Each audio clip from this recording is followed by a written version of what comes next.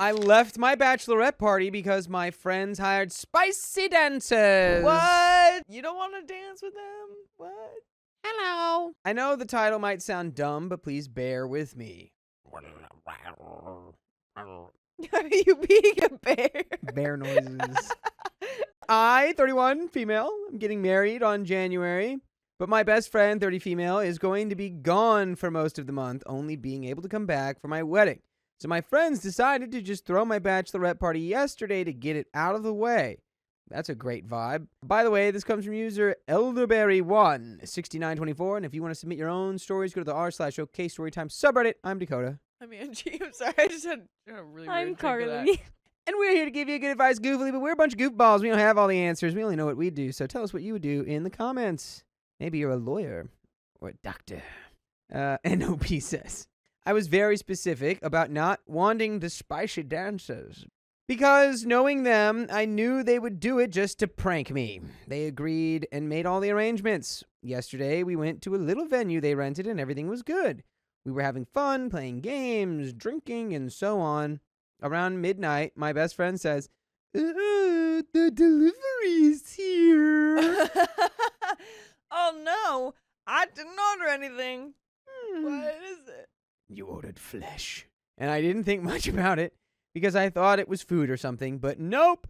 2 men came in with her and the music changed. They said something I didn't really hear and started dancing. They were like, yeah, now we are going to dance. We are here to take off the clothes and dance.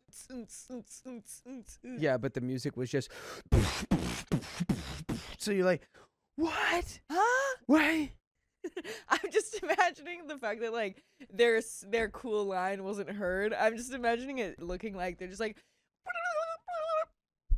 and then it just like just start dancing.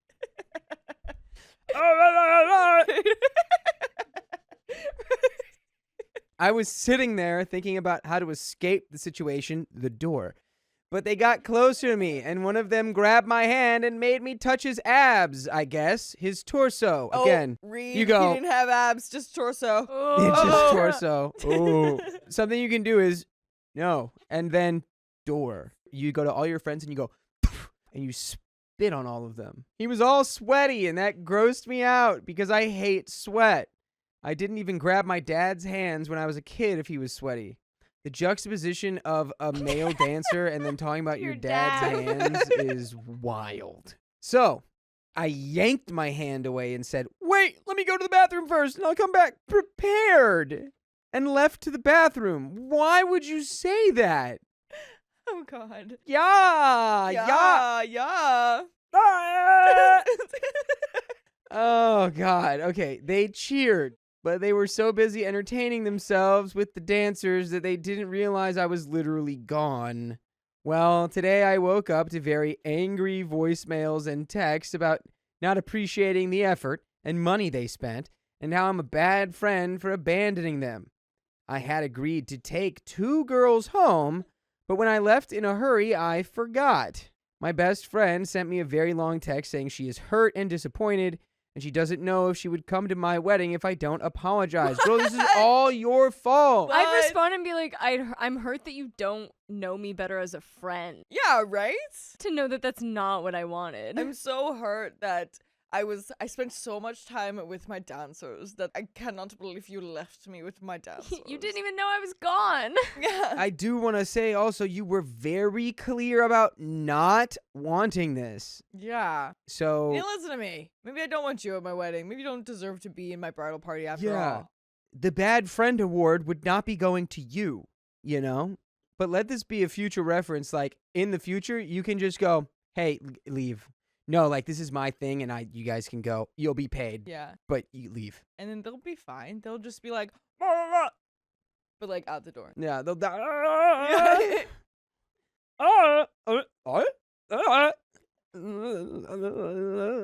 For all our listeners, they're dancing. Oh yeah, we're dancing. So my friend said I obviously didn't consider her feelings when I ran away without saying anything because she leaves today and I didn't even say bye. I understand that they might be mad, but I feel like I made myself clear when I said no spicy dancers. I don't know if they thought I was kidding or just being uptight. My fiance is glad that I left because we agreed on no dancers or anything similar. My sister's on my side, but I basically made half my wedding party mad. I don't know if I should just apologize to keep the peace because my wedding is literally next month, or my second option is to tell them to go F themselves, which I want to do, but I'm still angry and that would possibly ruin my friendships. So am I the a-hole? What should I do? And we do have some comments, but I don't know if either of those is the right move. I think instead of telling them to go F themselves, you can clearly lay out your reasoning for doing that. And that you were just so uncomfortable that you're like, yeah, I spaced. I didn't even think about you leaving tomorrow. I didn't even think about that because me and my future husband agreed that we wouldn't do this. So the fact that you brought them there made me go, I gotta get out of here. Yeah, like this is not like, oh, I spent so much time baking you a cake and I can't believe you just like spat on it and left. Like that's not what happened. This is such a reasonable thing to be uncomfortable with. And the fact that she isn't understanding that is red flag of a friend and maybe just a person in general. Yeah, general rule of like, I don't know, you're planning someone's bachelorette party and they tell you, hey, this is the thing I don't want. Don't want that. Me, I don't want that. Yeah. Then don't do that. Don't do that. Don't do that thing. Don't do that thing. How dare you turn this around on OP being a bad friend? How dare you?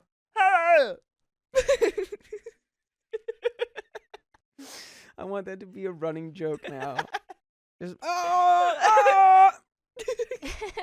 Can someone gift the dancing together, please? Yeah, please. We'll make one of every single time that we've made that joke this far. Montage. Comments. Okay, Entrepreneur 8049 says, I was very specific about not wanting dancers. My fiance is glad that I left because we agreed on no dancers. That was a quote. The commenter says, it was your bachelorette and you made clear boundaries beforehand. You also honored an agreement to your fiance, not the a-hole, and good for you. Silk Temptation XC says, I totally agree with this. The night was about you and they should have given you that much honor. What they did was really selfish. Maverick J2K says, not the a-hole, you said no. She went and did something else, so she should be mad at herself. You gave boundaries and she didn't respect them. Curious by Moon says, ask them why they booked the dancers when you had specifically told them not to. They planned something you didn't want and are now complaining about the cost and you're leaving. There's no apology due from you, but your friends, I say this in the loosest sense, should be embarrassed and apologizing to you. You did not shout or tell everyone the night is over. You simply left so they could enjoy the act they booked. I suspect they wanted the dancers in the first place. Explain to the two you were giving a lift to all of this, and if they wanted to send you the receipt for their taxi or Uber journey back, then you will reimburse them. You have nothing to feel sorry for. If you were vegetarian, would you eat a hog roast they booked? No.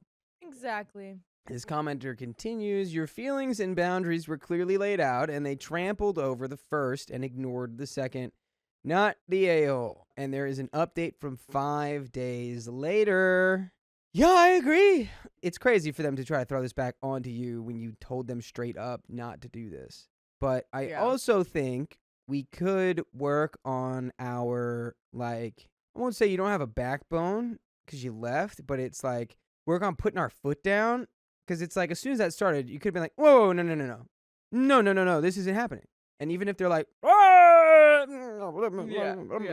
you could be like, stop. Whoa. Stop. I'm sorry. There's been a mistake. You should go. Both of you should go. And you will be paid.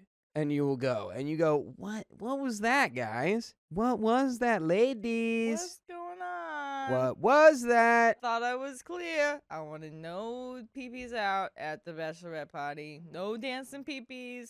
No, thank you. No sweaty torsos. No sweaty torsos that I have to touch. Remind me of my dad's hands. Ew. I wasn't expecting to be back so soon, but everything kind of resolved already, so why not? To clarify some things, some people told me not to tell my fiance, but I literally told him the same day because he was awake waiting for me to come home, as he always does when I go out with friends. My best friend was never my maid of honor. That's my older sister. She was a bridesmaid, though. And people who told me to offer to reimburse for the 2 girls' Ubers, why? Well, just because you had agreed to take them home, but even that is like going maybe a little bit the extra mile. Anyway, I don't remember if I gave my ex-best friend a fake name, but we'll call her Jenny, or else I'll get confused. I sent a long text in the group chat explaining how disappointed and angry I was about their actions, that they could have jeopardized my wedding and my relationship with their little stunt. I also clarified that I wasn't going to apologize for leaving a situation where I didn't feel safe or good being there.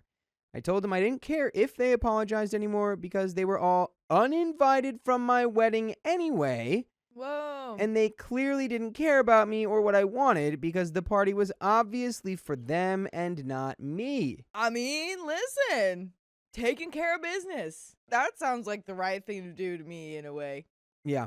I think also going back to like the whole planning rationale of it, where they were just like, yeah, whatever, we'll just get it out of the way. It's like, that's not really how that's supposed to vibe, you know? It shouldn't be like, oh yeah, but they got 2 for 1 at the grocery store. Yeah, It's like I whatever, had we'll to get get another it. one. Yeah.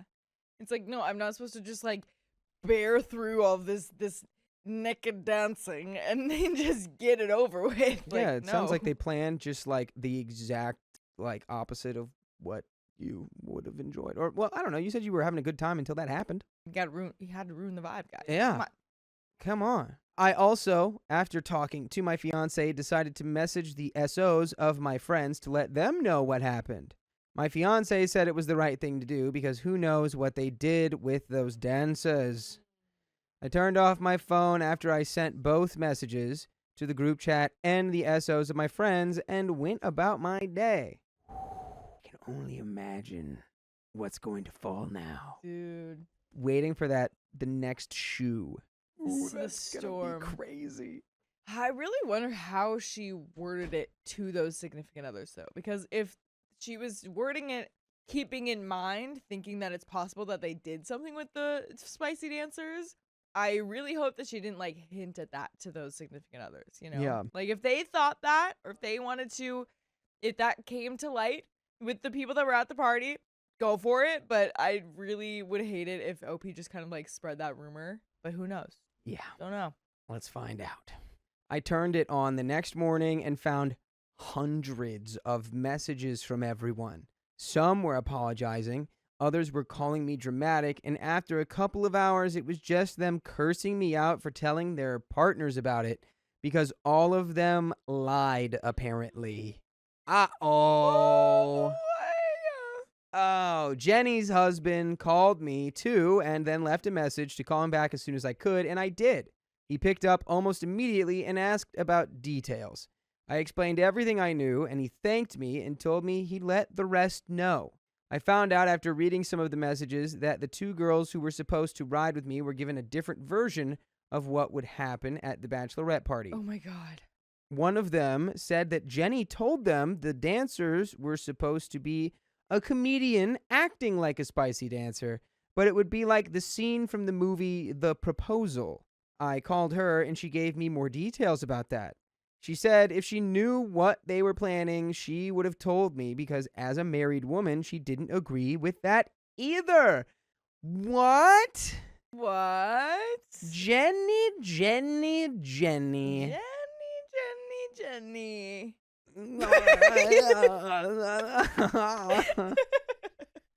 She said she and the other girl took an Uber home right away and that she didn't even know I left as well.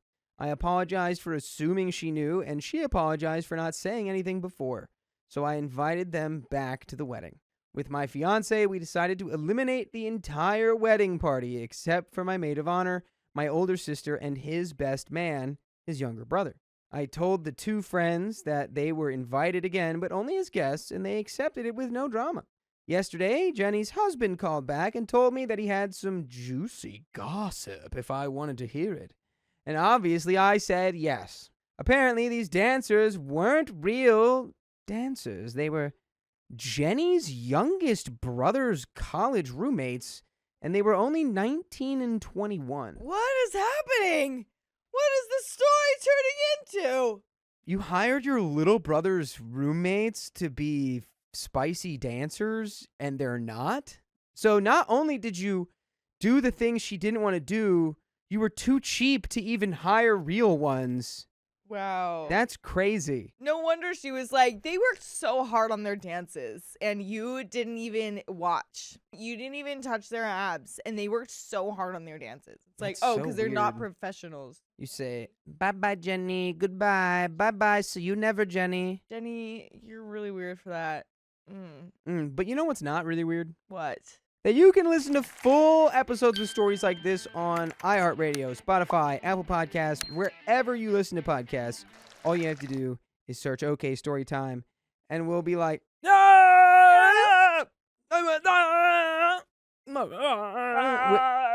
all of our listeners, we're dancing. We're dancing. We're dancing and celebrating. And we do have a little bit more story left. I like what we've done.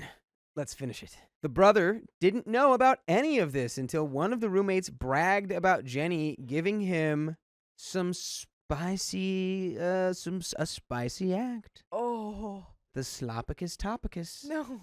The husband said he doesn't know if he can stay and work things out with her after all this, but they also have 2 small children, and he doesn't want to break their family. I told him I understand and that my fiance and I would be there for him if he needs anything. He is also still invited to the wedding, and I think that's it. And I just do want to point out that, like, I don't know if we should just believe some idiot, like, college roommate. Now, okay, I don't know if this guy's an idiot, but, like, if you were hired by your college buddy's older sister to be a dancer, a really great way to bother him would be like, yeah, I hooked up with your sister, dude. Right. I think it's very possible that he did lie about that. But it's, you know, It's also possible that he didn't. it's also possible he didn't. But it sounds like trademark, like, guys, shut up, dude. Shut up, dude. Yeah, exactly. It was kind of a long story. Sorry about that. My fiance and I are as good as always, and the wedding is still scheduled for late January, so everything's good. I blocked Jenny, a.k.a. I lost Jenny's number. Or no, wait, how does that? It's the song is Jenny, don't lose that number? With Jenny, I lost your number. Boom. Okay. And the others I also blocked, and I don't really care to ask for explanations or their side of the story. I also wanted to thank all of you because at the time I really started questioning my decision, but in the end I saved my relationship and lost some extra weight, however much your old friends weighed. Oh, yeah. And that is the end of that story. Oh, yeah. Yeah.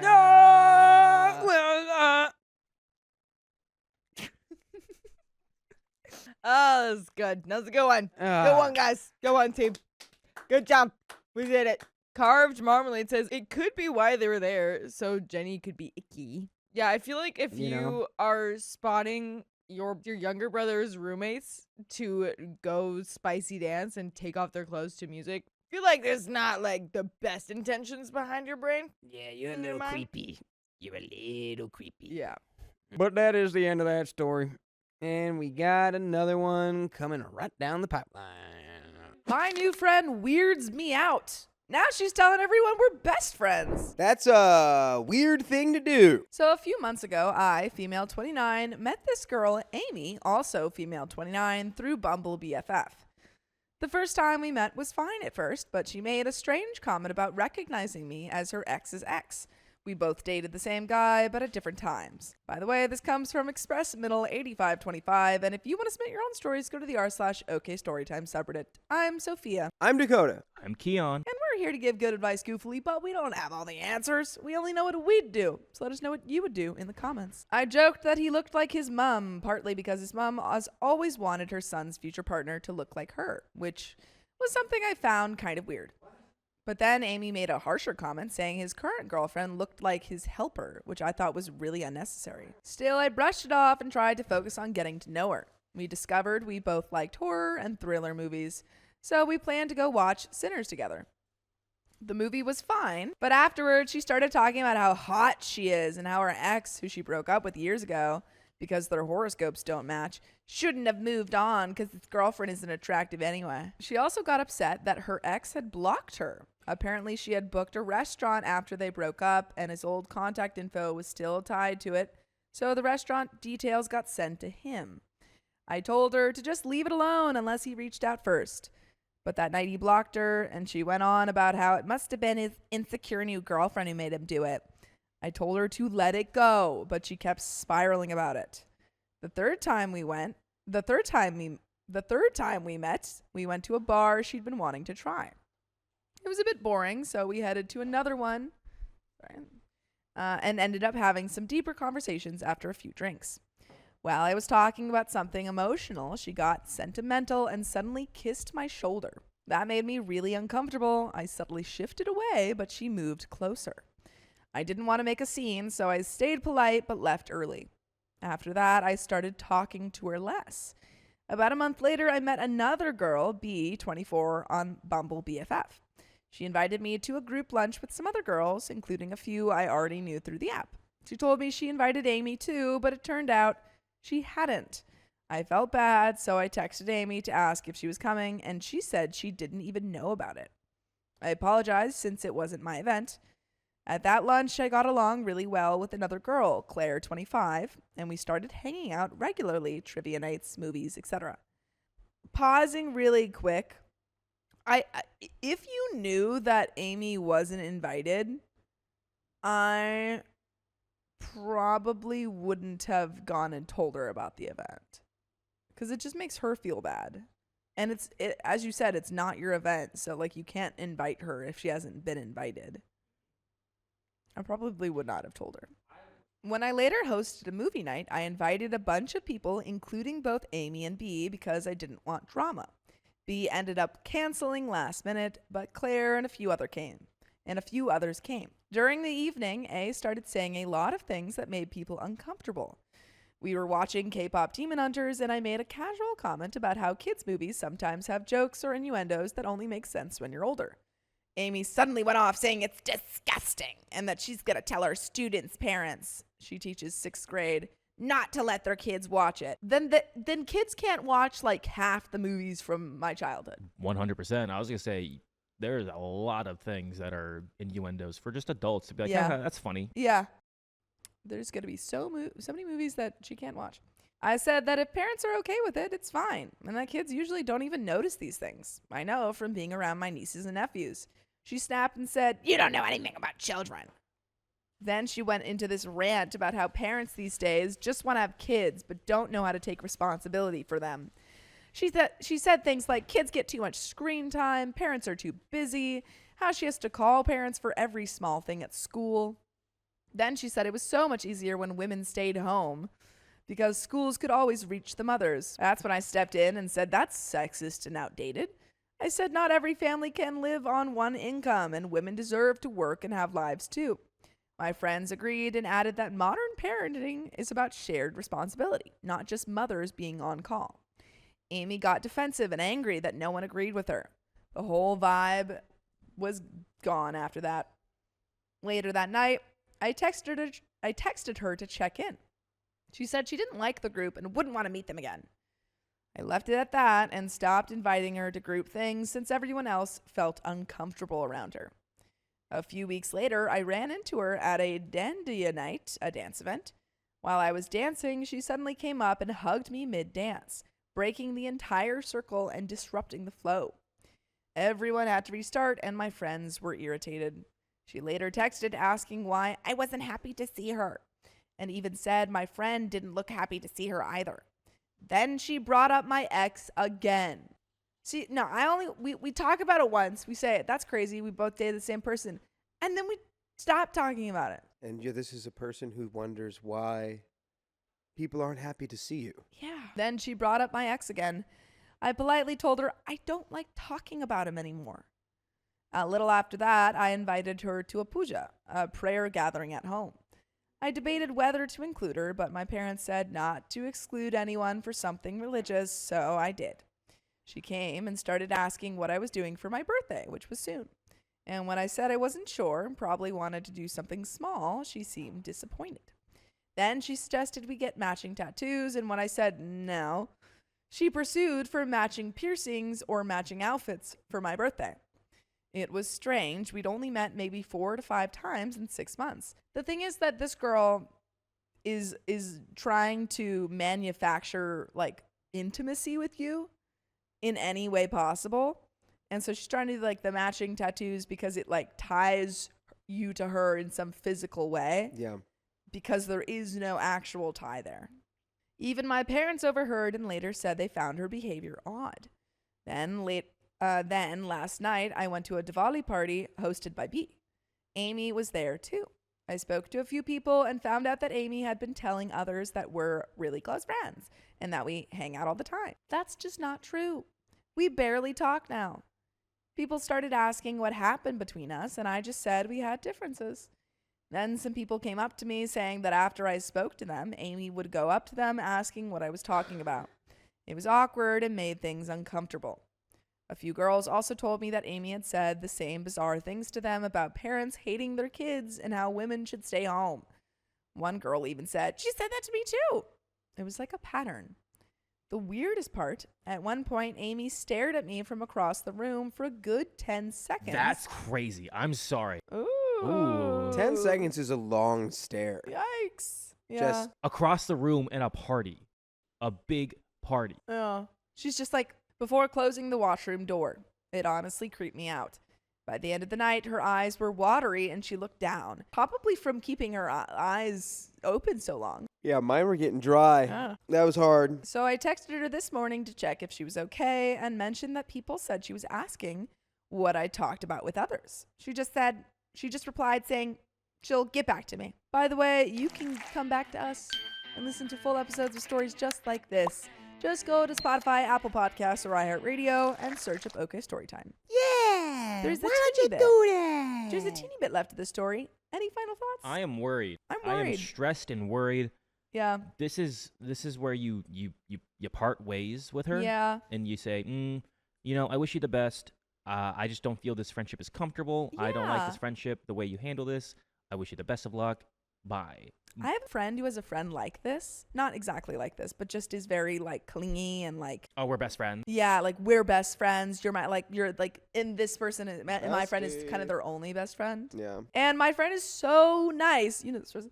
My friend is so nice that like she still like hangs out with her but like complains to me about it. And I'm like, at a certain point, you do need to set that boundary if you are upset, because it honestly is worse for that person if you're complaining about them.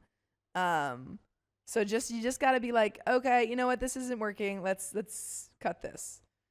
Yeah. Or set boundaries. There's a little bit left. At this point, I feel really uneasy. I don't want to be cruel, but she's intense, clingy, and makes offensive personal comments.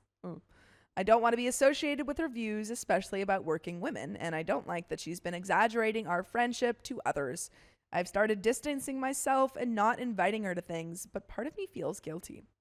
Am I the a-hole for distancing myself from her and not wanting to include her in my group anymore? I genuinely don't want drama, but I also don't want to keep putting myself and others in uncomfortable situations. And that is the end of that story. My best friend ended our friendship for no reason. Well, trash took itself out, probably. My best friend of 15 years ended our friendship for no apparent reason, and it eats me up inside. I'm a female, my best friend male. We're both 32 now, but he ended our friendship in late 2019. We'd been best friends since we were 13. By the way, this comes from Bright Eyes 23, and if you want to submit your own stories, go to the r/OK Storytime subreddit. I'm Carly. I'm Angie. And we're here to give good advice goofily, but we don't have all the answers. We only know what we would do, so let us know what you would do in the comments. And OP says, we'd been through so much together. Over the years, we'd always said we'd ride or pass away together, even making a pact to get together aged 30 if no one wanted us. As we got older, we didn't always hang out as much, but when we did, it was always like old times. We bounced and thrived off each other, or at least I thought we did. When we were 13 to 15, we fooled around a bit with snogging after we'd been drinking a bit. But ultimately, I wasn't attracted to him like that, and we definitely made better friends than anything romantic. When I was 15 and we were really out of our faces, I made embarrassing spicy-related advance that he really didn't appreciate. It was embarrassing for both of us the next day, and we filed it away, never to be spoken of. Over the following years, I dated various guys, while he, on the other hand, was a late bloomer and didn't have spicy sleep until late into his 20s, to his current girlfriend. He isn't ugly, but was clearly awkward with others' spicy sleep. From the age of 17 plus, he was like my wingman. When we went to pubs and such, people would either assume we were a couple or assume he was my gay best friend. We both seemed happy or not bothered by it.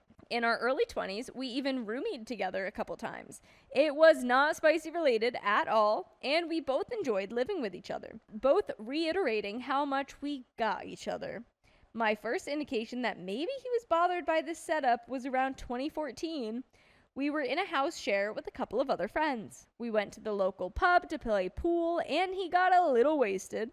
He didn't drink much at this point, and he confessed to me over a game of pool that when we were teenagers, I had broken his heart by not realizing he felt romantic towards me, and said it had taken him years to come to terms with it. This news took me by surprise. The very next day, he made it clear he was embarrassed that he got a loose tongue and clarified, "Just so you know, that was the past, and at present, you're the furthest thing from what I want in a girlfriend. Actually, I think you're gross." And I was like, okay, cool. We make such better friends anyway. Where would I be without you? Brutal honesty was a hallmark of our friendship, so I just took it in stride. In 2015, I rented a flat near his home, and we spent a lot of time together again. One night on Valentine's Day, I got back to my flat from work and found he had let himself in and set up some Valentine's stuff for me, which I found super cute and thoughtful. But bearing in mind he adamantly told me he wasn't attracted to me, I interpreted it a friendship gesture. It's since been pointed out to me that this was stupid on my part. Around 2016, we drifted a bit apart. I had quit my job and actually had to live with other friends for a while. He was hanging out with his own workmates, and he had just discovered spicy flower and partying, something I discovered years before but had since stopped. He got really annoyed with me when I wouldn't sneak out of my friends regularly at 2 a.m. to do spicy flower with him. I explained I can't do that while living under someone else's roof. He was mad and said, "But you loved to party in the past." I suspected he was developing an issue with the party lifestyle of his work pals, but brushed off my concerns. In 2017, I got into a serious relationship and moved 100 miles away. He drove down to visit me with housewarming gifts, and he disclosed he had entered into his first proper relationship and was moving into hers with her. The new city didn't work out for me, and by 2018, I moved back to my hometown with my partner, and me and Bestie reconnected again. He came round to mine to visit and disclosed some relationship issues he was having. We both laughed and joked over the ups and downs of both our relationships. He disclosed that his girlfriend had control issues, and she wouldn't allow friends to visit them at all. She had snubbed her invite to my house also. He was adamant she wouldn't control him. He also told me she didn't really like me, as he told her every gory detail of our friendship, even the embarrassing spicy related thing I thought we'd both forgot. See, and this is his first relationship though, but buddy, good for being open about it. Sure. Sometimes you don't need to be so open about it. Yeah. It could Unless be like you ask. I guess, yeah. Yes. It could be like a just letting you know, but Some like things we're happened in good. the past. Yeah, but like also her reaction is like definitely not the best. So beware, my guy, please. Yeah, I personally would be uncomfortable if my boyfriend went to visit someone 100 miles away whom he had prior deep feelings for. Yeah, that's true. Because it said that her like behaviors were a little controlling. Did we get like exact? No, just that it was controlling. She didn't want to go, but he was like, "I'm gonna go anyway." Okay, yeah. Because I guess depending on what her exact reactions were, then maybe not actually controlling. Maybe just like, yeah, why are you going to visit your ex? Yeah, it was just like, hey, I feel a little weird about this, and he's like, "God, you're so controlling." yeah. We need a little more info we didn't there. get any details. Right. I scolded him and told him, "You've got a female best friend, and neither of us feel romantically towards each other. You should never have shared those details. Also, the fact that I'm a female will make her uncomfortable, and I want to get to know her, so she knows she has nothing to worry about." By 2019, he was clearly very depressed when me and my partner went to visit him at a pub he was working at. He disclosed he was raising his girlfriend's son from a previous relationship, but she was adamant she didn't want more, which he found devastating. I hooked him up with a new job at a new pub, hoping this might cheer him up. He even took me on a road trip to take care of some business, as he drives and I don't. She was aggressively blowing up his phone the whole time, and I said, please answer her. I don't want to be blamed for this. And he was like, nah, she's being nuts, controlling, and unhinged. Let's just enjoy the trip. From what I could glimpse on the messages, she relied heavily on emotional blackmail, clearly mental health issues. Whatevs, not my business. This is how I resign myself. Couple of months later, they babysat my new daughter for me once. I was so pleased we had seemingly reached a turning point. They were both then invited to my birthday drinks, late 2019. He said he was coming, but she wasn't. By the way, you can always come on down to listen to full episodes with stories just like this. Just go to Spotify, Apple Podcasts, iHeartRadio, wherever you get your podcasts. Search up OK Storytime. We've got, like, low-key a decent chunk left still, Oh, yeah. but what are we feeling?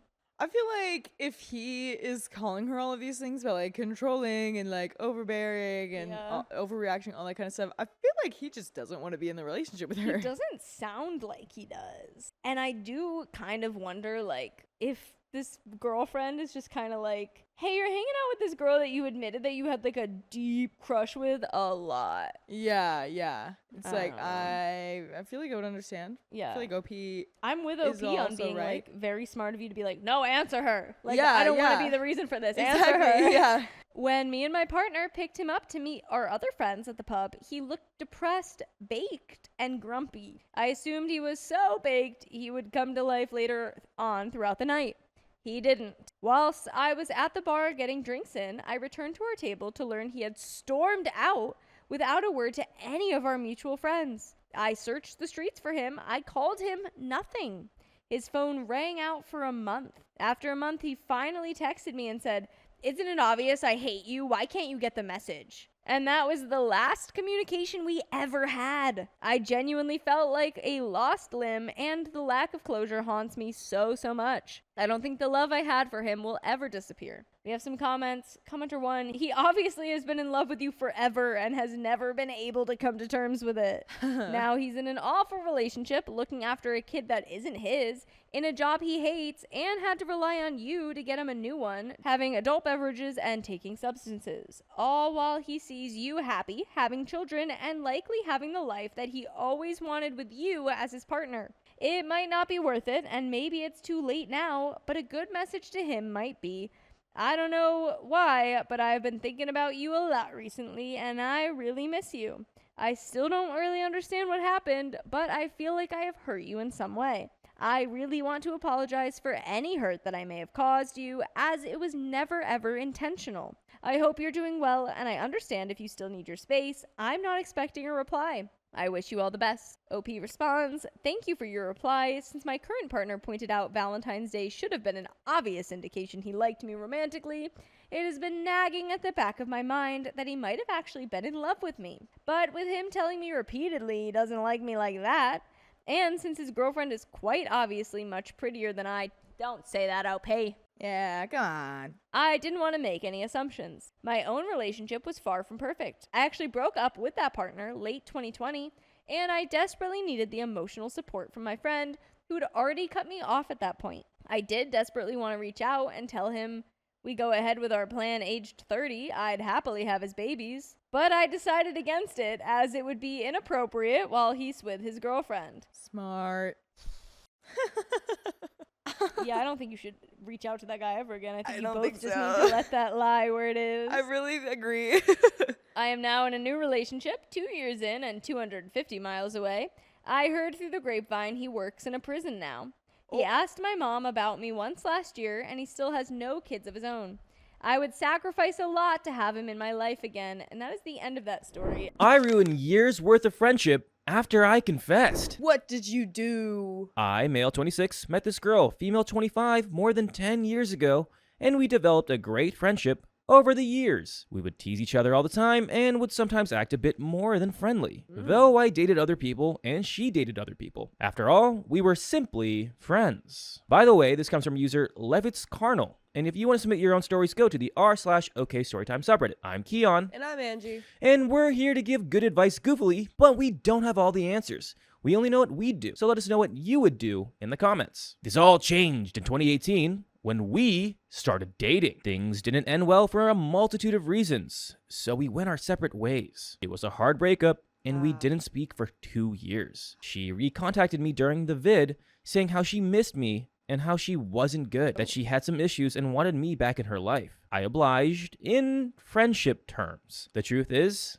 I never forgot this girl. I've had other relationships, but nothing has come close since. I knew it was a mistake bringing her back into my life, but I did. Though, like I said before, as friends. That's probably F up number 1. She was always inviting me to go out with her or to meet up at her house, though it never actually happened. We were back to our old ways and kept flirting playfully with one another like we used to before we dated. Eventually, I visited her one night 1 year ago. Nothing happened, but I held her in my arms. That's when I truly realized I hadn't forgotten this girl at all. I tried to kiss her, but she rejected me that night. Things got awkward for a bit, and I left. By then, it was around 5 to 6 a.m. She had smoked something while I was there, though I didn't partake. I was kind of devastated, but felt it might have been for the best. The next day, she messaged me, and we got to talking. She asked if I tried to kiss her. I lied. And I said, no. No. I felt embarrassed. Things went on as nothing happened. She kept being sweet with me for a while, but things went colder than usual. Fast forward to late last year, she had actually found someone. They dated for a while and broke it off. We didn't talk much during this time, but after she was single, we started talking a bit more. She invited me to meet up with her when she was having a camp by the beachside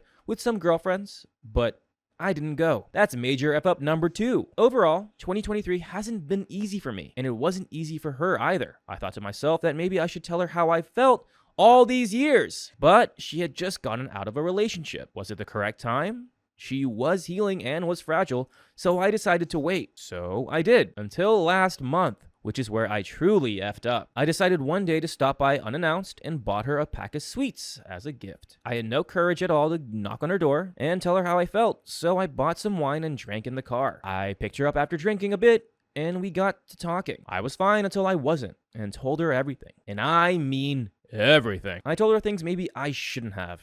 I told her some personal things, and I cried, and she cried. I kept repeating myself, telling her just how much she meant to me after all these years and how I find her to be magnificent in every way. I left and had a horrible night where, looking back, it's super foggy to me. I can't even remember some specific things. Well, things went cold for a while. She actually dated someone the same week I told her all of this, and that hurt me deeply. I was not expecting that at all, though they ended it after just a few days. I think everyone needs to slow their roll here and figure out themselves. Be single, guys. Be single before you start going to other people. When I found out, I unfollowed her socials. There are certain things I didn't want to see. Well, she blocked me, then unblocked me, Oh my god. blocked me again, unblocked me, and followed me again. I know, seems ridiculous. I haven't seen her since that day, but we've spoken since. I sent her a long, truly deep message, and she didn't know how to react. Right now, she's not mentally fine, and, well, to be honest, neither am I. I believe she appreciated it, but said she felt disposable and was no good company to anybody and wanted to be alone, which I understand and I respect. Well, a few days go by, and I thought I'd be kind and buy her a gift similar to one I bought when we dated all those years ago. I showed up, knocked, and nobody answered. Stayed for a bit, knocked again, and I left. I spent the day at the beach with a friend, and when I got home, she sent me a voice message asking if I knocked on her door that day. I said I did, that I had something I wanted to give her, and that if a lot of days go by without giving it to her, it would spoil. Well, Reddit, she goes ballistic on me. She sent multiple audio messages saying how I'm being harmful, how her house isn't some meetup place, and that I have no right, how I have left her absolutely anxious by doing that, and that her whole body hurts as a result. She said a few more things, and they weren't kind. But then I realized, yeah, this is over. I apologized, told her she could have peace of mind, it would not happen again, and that she would not hear from me again. And I thought that was that. That was until a girlfriend of mine posted a story with a pack of sweets in my car. I shared that post. My friend, saw it and replied saying something like, well, mine is probably still under the passenger seat, smiley face, referring to the pack I bought her that day. I didn't reply, had no idea what to say or what she was expecting me to say. 2 days go by, and she texts me at 7 a.m. saying that now I'm ignoring her and how she hopes I never, ever stop by her place again. And oh, that I'm an effing stupid idiot. I've been blocked ever since, and I don't think we'll ever speak again. As a last gesture, I spoke with a friend of hers to be there for her because I feared for her. And that was it. Haven't heard from her since. And we have an update 3 days later. Oh boy. Angie, I mean, we've been saying this entire time Yeah. that she's very wishy-washy on what she wants from you. I think she only wants you at Right. specific times in her life where she feels alone or empty. And it's Yeah. only on her terms of like, I think I can have you in my life. I mean, you guys did date, but for the most part, that's what it seems like. But now going to you, OP, I think what you were trying to do was like, you thought, this is really sweet. I'm being a good person. I'm being a good friend. I'm being a good, I've revealed my feelings, my true feelings for her. That wasn't your place to do. I Yeah. think you showing up at her place multiple times. This wasn't the first time, but the second time. And maybe you did tell her, maybe you didn't tell her. That's not okay. She said, I want space. I want to be respected. And you said, I Yeah. respect that. I'm not going to bother you. And then you literally show up at her door with a gift that's going to remind you of your old relationship. What are you doing? Yeah. You're not being fair. I think that's a little selfish of you to do that when you said one thing and she said one thing and you're like, okay, I'll respect that. Yeah, because obviously we're seeing a lot of things that she's doing wrong in this situation, but I feel like in a toxic relationship like this one, seems like you're both contributing to that. We do have an update 3 days later. So I've been reading everyone's comments for the past few days. I've noticed some people calling out the toxic behavior between the both of us. And most of you are indeed right. I could have done things differently. Been thinking about it almost every day for the past month, actually. I forgot to mention one thing that I think is important and that I omitted. When she recontacted me during the vid, she wanted us to get back together. I put an emphasis on us only being friends. So the reason I'm making this post today is, well, she called me tonight. I had her phone number deleted, but I recognized it mostly because of the last 3 digits. As I picked up, I noticed she seemed to be sobbing slightly. Well, she goes on to tell me that she doesn't want things to end with me, that I was one of the best things that happened to her, but that she's angry with me for showing up and letting that bombshell on her. I apologized again for it, especially for being wasted before meeting up with her. I am not someone who drinks, so I am especially vulnerable when doing so, though I did want a slight emotional push. Anyways, she told me that she's confused by everything that happened, even though she says I'm very important to her. Whichever way she meant, I don't know. She told me some more private things that made me actually feel for her. But honestly, the reaction to that post kind of changed my life, and I want to thank most of you for it. I cut things off completely. I told her I'll probably love her for many more years.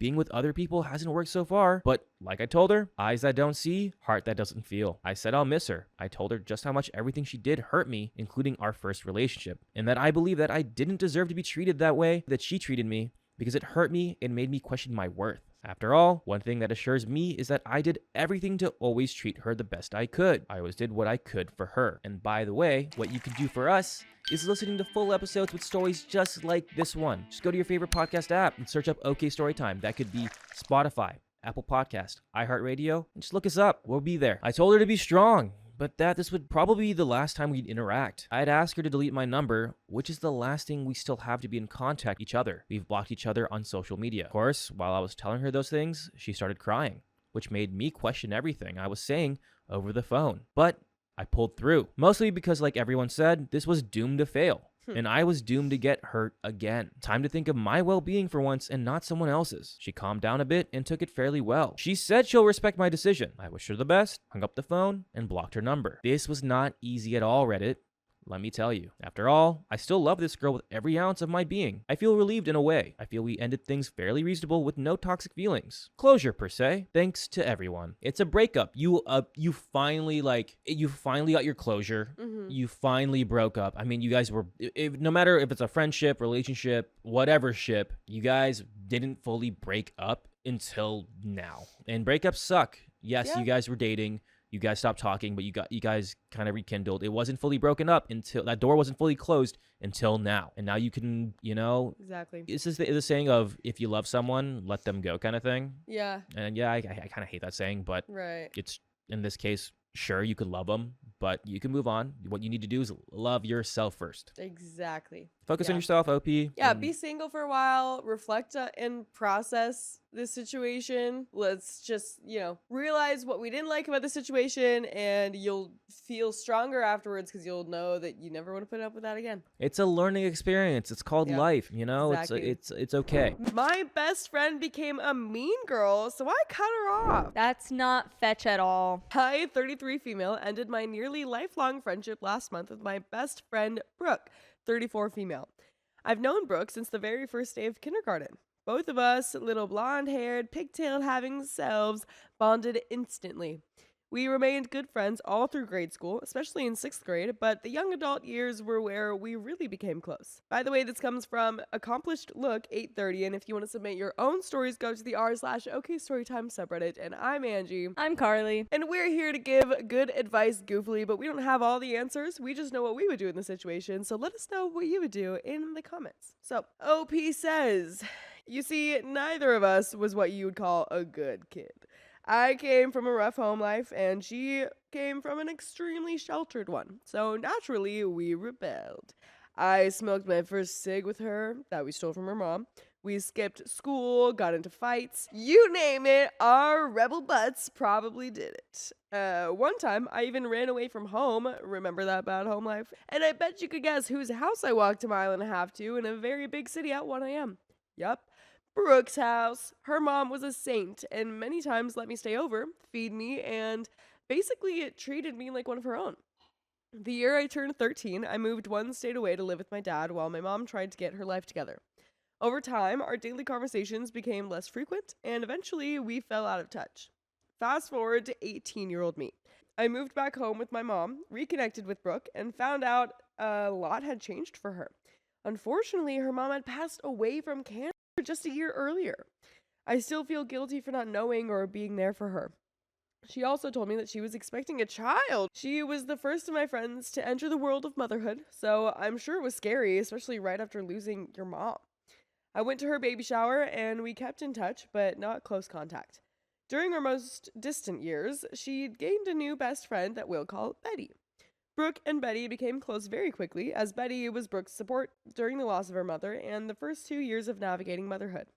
We all three started hanging out when I was 20. The three amigos, always together, no matter what. We did it all. Parties, bar hopping, the mall, the zoo, raising a little human.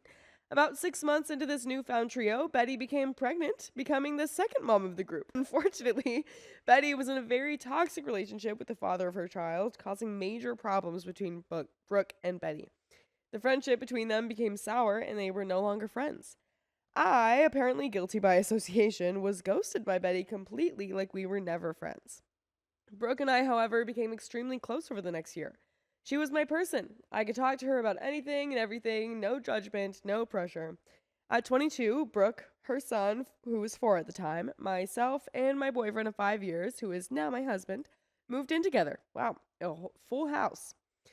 Learning to live full-time with a little one was definitely an adjustment, but I loved that kid to the bone. Everything was fine for the first 6 months. We split the bills, we all took turns cooking and cleaning. I helped her with her son as much as I could when she had to work. She worked as a bartender, and that's how she met her then boyfriend, Roger. Now, Roger was an okay guy, quite a bit older than us. Not judging, just relevant, as he was quite more mature than us in a lot of ways.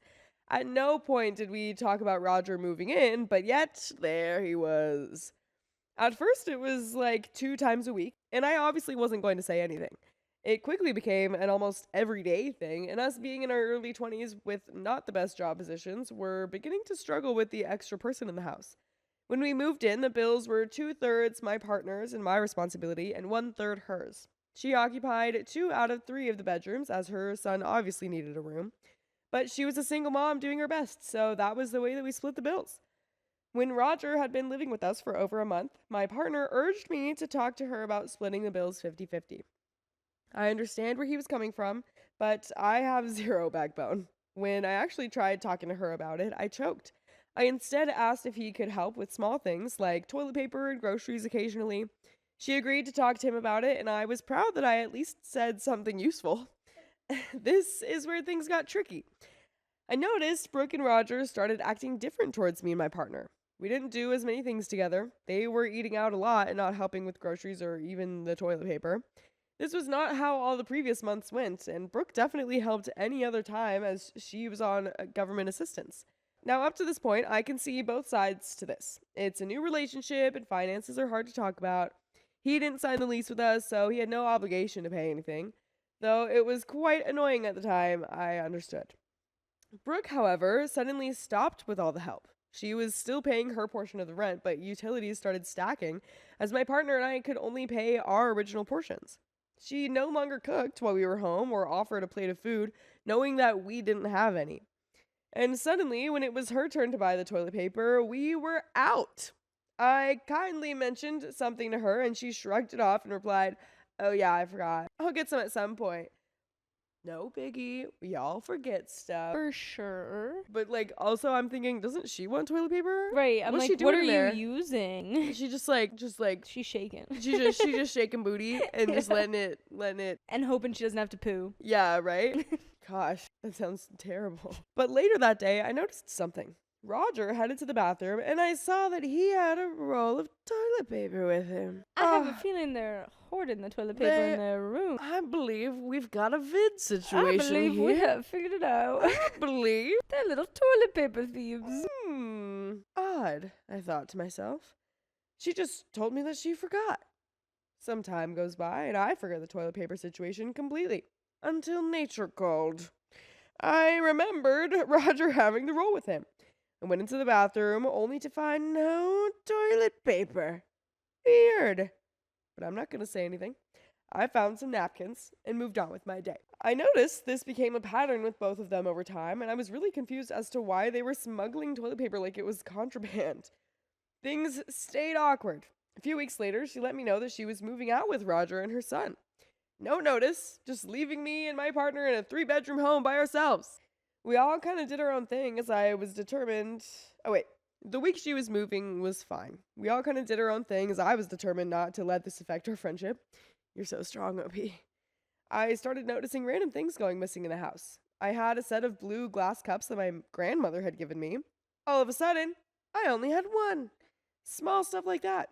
I also let this go as I had no proof that she took these and didn't want to ruin the friendship. Let that go? Those are from your grandma. Grandma! Get your grandma cups back. Your grandma cups. You don't just need one. You need all the grandma cups. You need the set. You need all the cups that your grandma gave you. You need them. You didn't bring that up for the friendship, so you're just letting her steal from you now? Dude, yeah, when you said For the friendship. you have no backbone, you were right. Sorry, girl. Sorry, but it's true. I'm glad you're self-aware at the very least. Self-aware queen. We made it through the move. Friendship's still intact. Though I did find my glass cup at her new house one day. This should have been a red flag, and it should have been when you steal the cup. Steal all the cups back. You bring a big old bag, because Big bag. big purses are in now, and then well, I guess this was a while ago, but you That they're in now, so go back. go back in time when little purses were A in big style. tote bag. Yeah, walk out with it in your arm. Yeah, honestly, it's like, oh, this was mine. Oh my god, you must have mixed it accidentally up. grabbed this. Yeah. This is from my grandma. Bye. Yeah, no problem. Actually, let me just go through everything real fast. Yeah, let me just double check Let me just real quick. check your house out. Real quick. You got toilet paper here? I've been low. BT, yeah, by the way, I got poo and I need to wipe my booty. I can use all your Just gonna toilet be paper. So honest, I've got to get clean I've been somehow. saving up my poo because you didn't buy toilet paper. I've been waiting for this day. Clog up her pipes. The next 2 years, we remained best friends, but at a distance. Roger and Brooke began going to the bar almost 5 days a week, and I just couldn't keep up. So we spent less time together in person, but remained each other's support in hard times. When things between her and Roger ended, my partner and I helped her pick up all the pieces. She had to move into her dad's house with her son and start all over again. She worked her butt off and saved up to get her own place. I was proud of my best friend, but she had an issue. She was terrified of living alone with her son. At this point, I'm 25 and expecting my son child.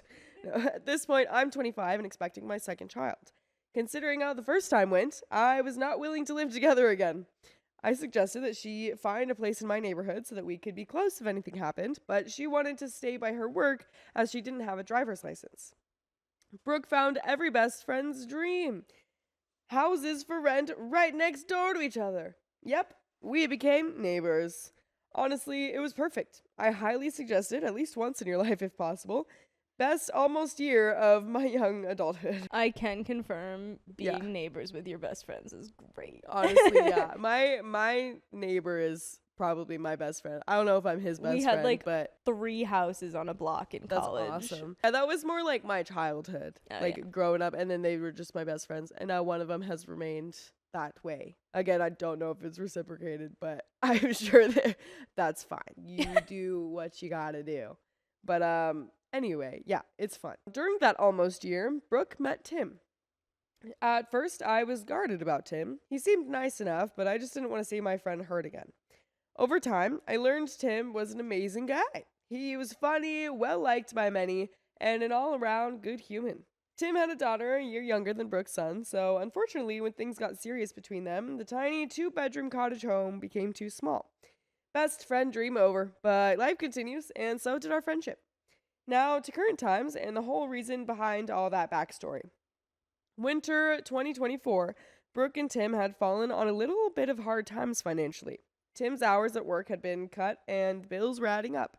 I offered my friend a job working with me as my sous chef to help during hard times. It was a win-win. Now, I've been at this job for 14 years and in charge of hiring my staff for the past 6.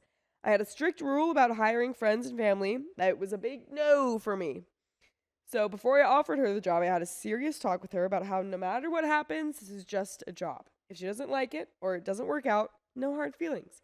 I refuse to lose a best friend over this. Yet you refuse to lose a best friend over a lot of things, dude. That's, I respect We're hanging on. That is like the most important thing. And I can respect that. I can respect that. And guys, I'm not gonna lie, it was a good time. Getting paid to talk to your best friend all day while you cooked delicious food? Top tier vibes. My job is seasonal, so we have an on and off season. During the busy season, just the two of us couldn't handle it alone.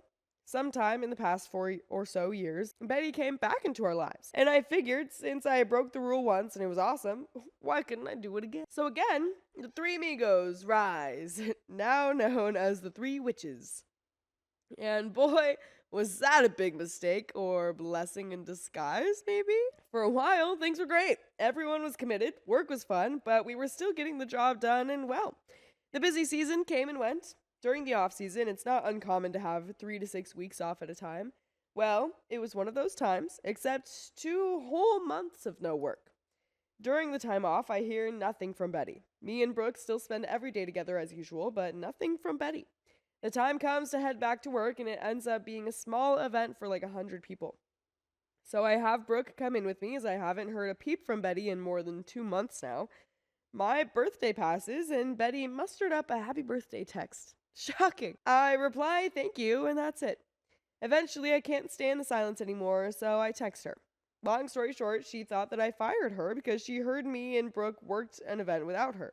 We don't want to like double check if we still have a job or not. 2 months in, and Yeah. we're like, you worked without me? Girl, you weren't answering. Yeah, I feel like if it's your job, like, don't you need those? Like, I feel like I would double check, hey, can I still get paid? Is that Yeah. still, What are we doing here? yeah, what's going on? I felt so bad that she felt that way and assured her that that was not the case. We had a nice talk, and she came back to work. Spring 2025, busy season is here again, and the 3 witches are still rocking. But things slowly started to change. Brooke and Betty lived right by each other, so they began carpooling to work. I send the usual schedule out for the week and get a message from Brooke. She no longer will be coming in and is looking for a different job with more hours. Now, my exact response was, I completely understand. Thank you for letting me know. Love ya. That was that. I'm not gonna lie, I was really hurt that she quit last second with like that without a warning, but I saw it coming. We both said it didn't affect our friendship, but it now felt like talking about work was off limits. A huge part of my life was now off limits, the main person that I tell everything to. So it did affect us a little bit. Betty stayed working for me with less and less effort being put in every day. She was constantly over an hour late. She wouldn't show up and would turn her phone off. Then she played dumb like it was just an accident or her boyfriend shut her alarm off. Work was starting to become unproductive and unbearable. I was doing twice the work, but definitely not getting twice the pay. Things continued this way for a while when I finally decided that I was going to have to be a big girl and address this issue. We had a rare 2 weeks off in the beginning of July, and my partner, same man from the beginning of the story, and I wanted to take our 2 boys on a family vacation. We've never had a warm vacation destination before, so we decided on Florida. Brooke has family in Florida, so she's been many times. I was excited to ask her all about the things to do and see. She gave me some good advice and tips to have a fun time. I also talked to her about how to talk to Betty. I didn't want to come off cold or rude when trying to bring up the issue, so Brooke helped me plan out topics to touch on and how to present them. I decided that I would wait until after my vacation as I just wanted to enjoy this moment with my family stress-free. Apparently, that was another big mistake. I honestly don't know what happened between the 3 of us while I was on vacation, but something big changed. Whenever we all got together, I felt like I was in the Mean Girls movie and was definitely a victim of Regina George. I was on the outs. Suddenly, they did every single thing together and they didn't seem to like my company anymore. I told myself that it was in my head. I was sure I needed to put more effort in. So I tried. I texted first and last for the last month. It was always met with short responses and no replies. Anyway, I decided to just give space and time to see if maybe I was just getting on their nerves or something. I mean, it happens to the best of friends. 1 week went by, then it was time to send Betty the schedule for the week. But no response. I wait a day, reach out again, asking if she got my messages from the day before. Hours go by and I get a text back. It turns out she hasn't gotten back to me because she was in the hospital. She fell down her stairs and broke her foot. I expressed my concern for her and that obviously she wouldn't be working for a few weeks so she can heal. She said thank you and a few days go by. I ask how she is and she tells me that she has to wear a boot for the next 6 to 8 weeks and it's broken in 2 places. Ouch.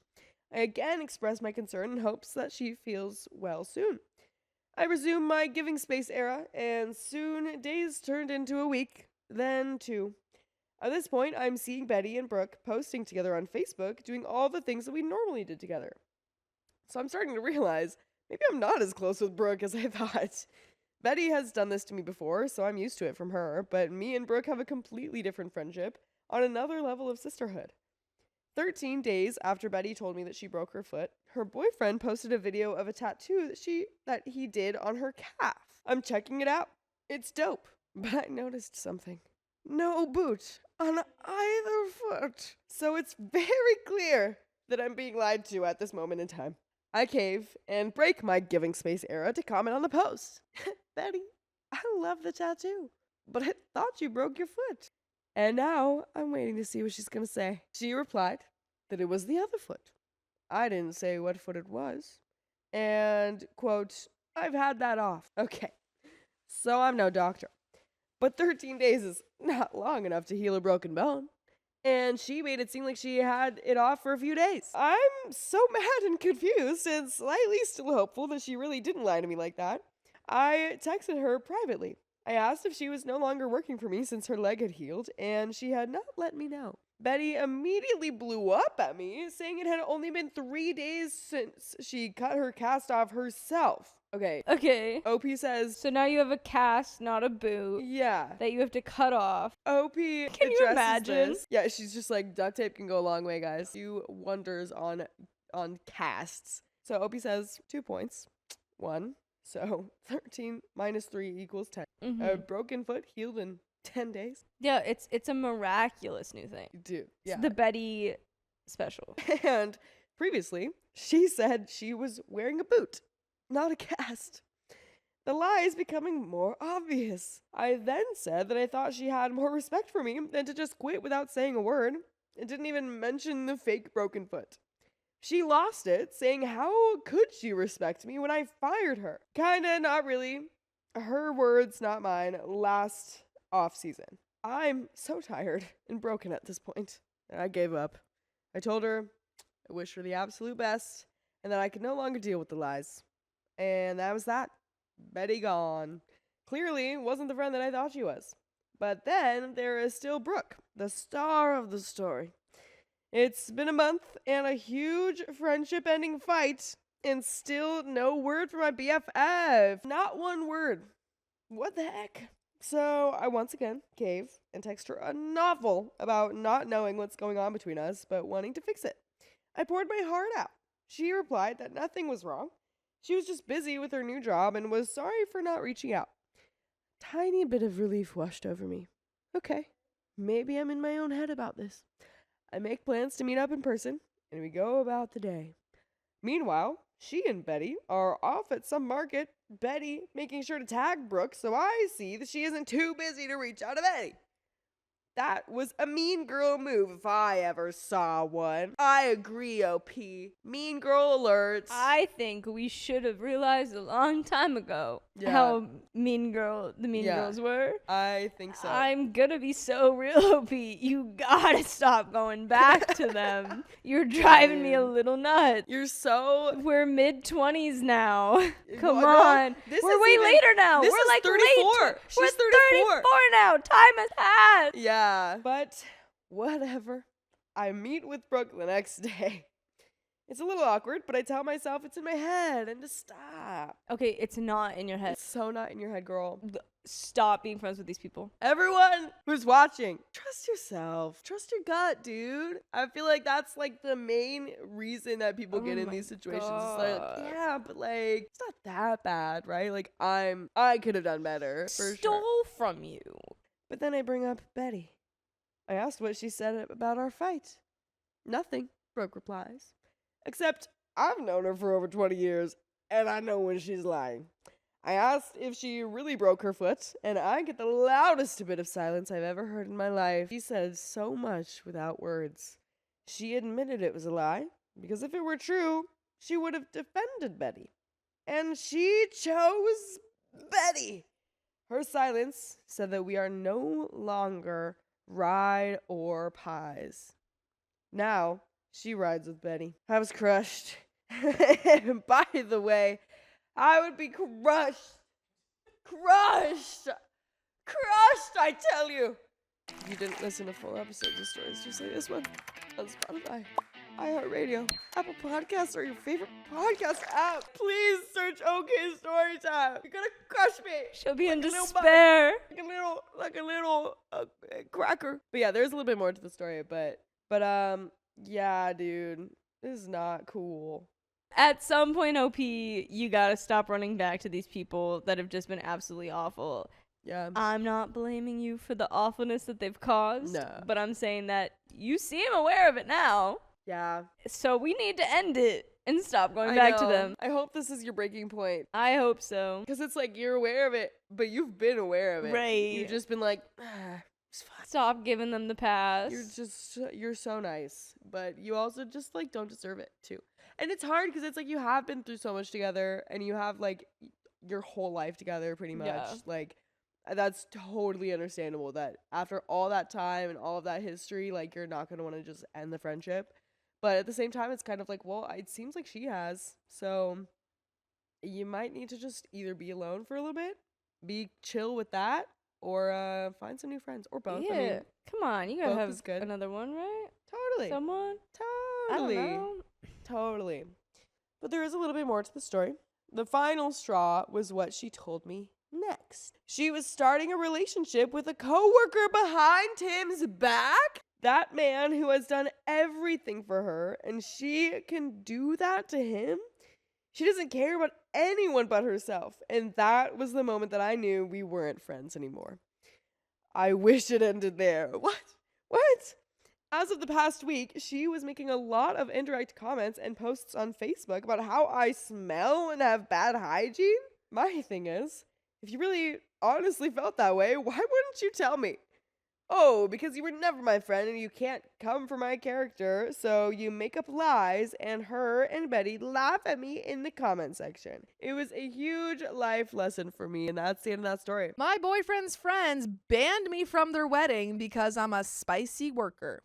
Well, that's just not fair. And this comes directly from the r/OK Storytime subreddit. I, 25 female, have been dating my long-distance boyfriend, Mark, 25 male, for 3 years. We grew up in the same city, New York, but matched on Tinder the summer of 2022, right before he moved across the country, LA, for medical school. By the way, this comes from Green Tree Demon, and if you want to submit your own stories, go to the r/OKStorytime subreddit. I'm Sophia. I'm Angie. I'm Keon. And we're here to give good advice goofily, but we don't have all the answers. We only know what we'd do. So let us know what you would do in the comments. And OP says, Mark has a close, lifelong friend group made up mostly of men except for one woman, Jess, who's been dating another guy in the group, Luke, for almost a decade. Jess and Mark are not friends, but she has been with Mark's friend for over a decade, so she's a part of the group. Understood. It's important to note mine and Mark's entire relationship is long distance. He flies home for Christmas and maybe a few weeks in the summer, so he sees this group of friends 3 to 5 times a year max. He occasionally plays video games with all the men in the group, but doesn't speak to Jess at all, unless in person, because she's just engaged to his friend. Her and Mark aren't actually friends without the groom. You have made that very clear.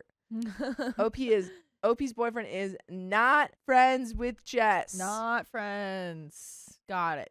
Mark is busy with medical school 12 plus hours a day and has a new friend group in LA. Although he loves his New York friends because he's known them 15 plus years, he does not regularly see or speak to them. I fly to LA every 6 to 8 weeks and spend 1 to 2 weeks there each time, so me and him spend tons of time with his LA friend group, the group he sees and talks to. None of his New York friends have ever flown to LA the last 3.5 years Mark has lived there. Below, I have 3 points listed with all the times the bride acted crazy the last 3 years. For those who want background, and people only interested in the current issue can skip to the last label listed at the bottom. I'm sorry, LOL, I love to talk. When Mark and I matched on Tinder...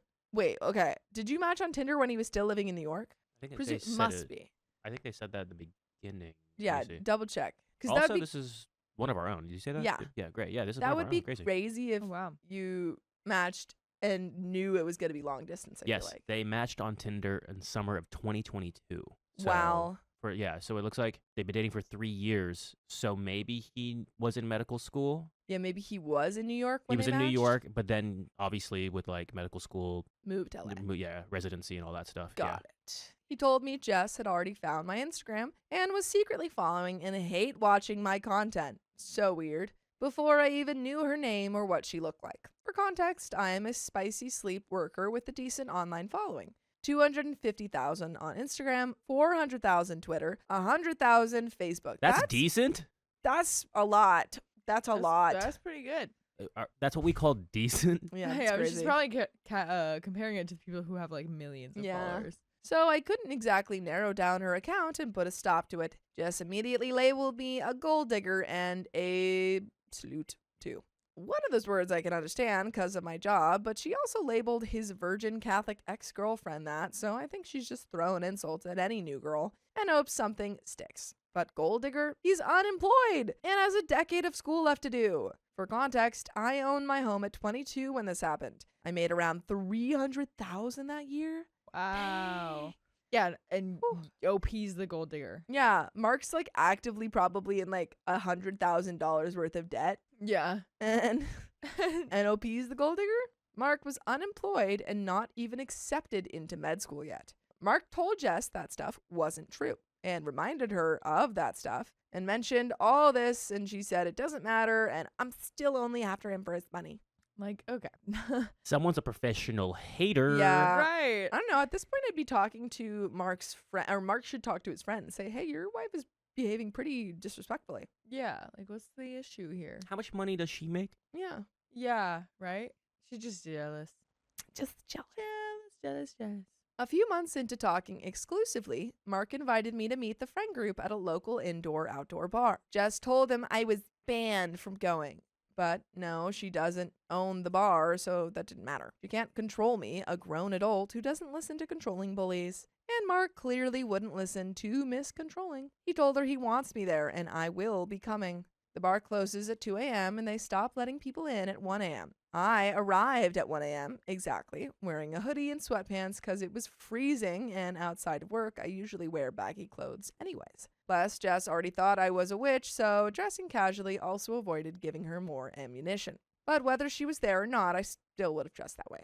Mark asked for no PDA, no hugging, hand-holding, kissing, because he was uncomfortable showing affection in front of friends, and at an extremely busy bar. I respected that completely. I hate being touched by everyone, friends, family, strangers, so this was no issue for me at all. He still introduced me to everyone as his girl, so that wasn't a secret. Plus, at this point, we had only known each other for a few months, so it's a little uncomfortable to be all over each other, lol. And by the end of the night, this ended up being a lifesaver. He brought me outside to one of the patio tables where some of his friends were sitting. There was an open chair next to Mark, so that's where I sat. Keep in mind, at this point, I still did not know what Jess looked like, and she had been allegedly cyber-stalking me for months. I met Luke, her boyfriend, who gave me a big friendly hug and was very welcoming and nice towards me. I talked to the other guys at the table, and they were nice too. Finally, a woman in a tight, deep V-neck bodysuit tank top and leggings with no bra approached me, shook my hand, said, "Hi, I'm Jess," and immediately walked away with Luke.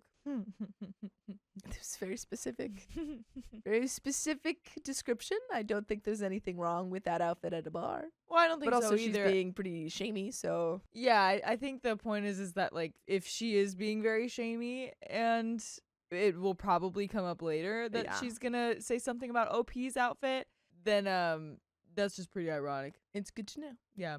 She did not interact with me again for the rest of the night. I tried to describe our outfits in as much detail as possible because remember, I'm a witch and she's Miss Innocent, yet she's the only one in revealing clothes outside in the cold. Anyways, I was only there for an hour, so I sat and got to know the guys at the table. I didn't touch Mark once, not even accidentally with our elbows, lol. We just sat next to each other at a table. At 2 a.m., when the bar closed, Luke hugged me goodbye again and they left. I never saw the bride ever again.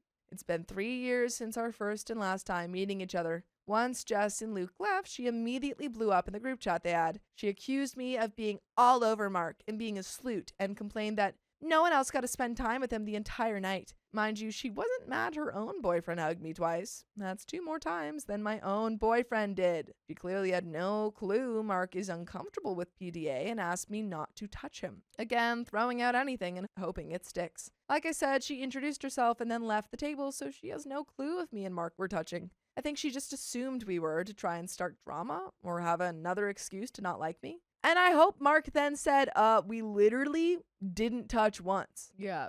And let's remember that Jess isn't even friends with Mark. Yeah. This was made very clear at the beginning. So clear Jess is not friends with Mark. So if they're not friends, why would she even care to hang out with Mark on that night? Weird. I was at the bar for 1 hour and never touched him. And for the first and only time ever, the guy friends actually corrected her. They said I never touched him and that she was lying. Nice. All right. Finally. We love backup.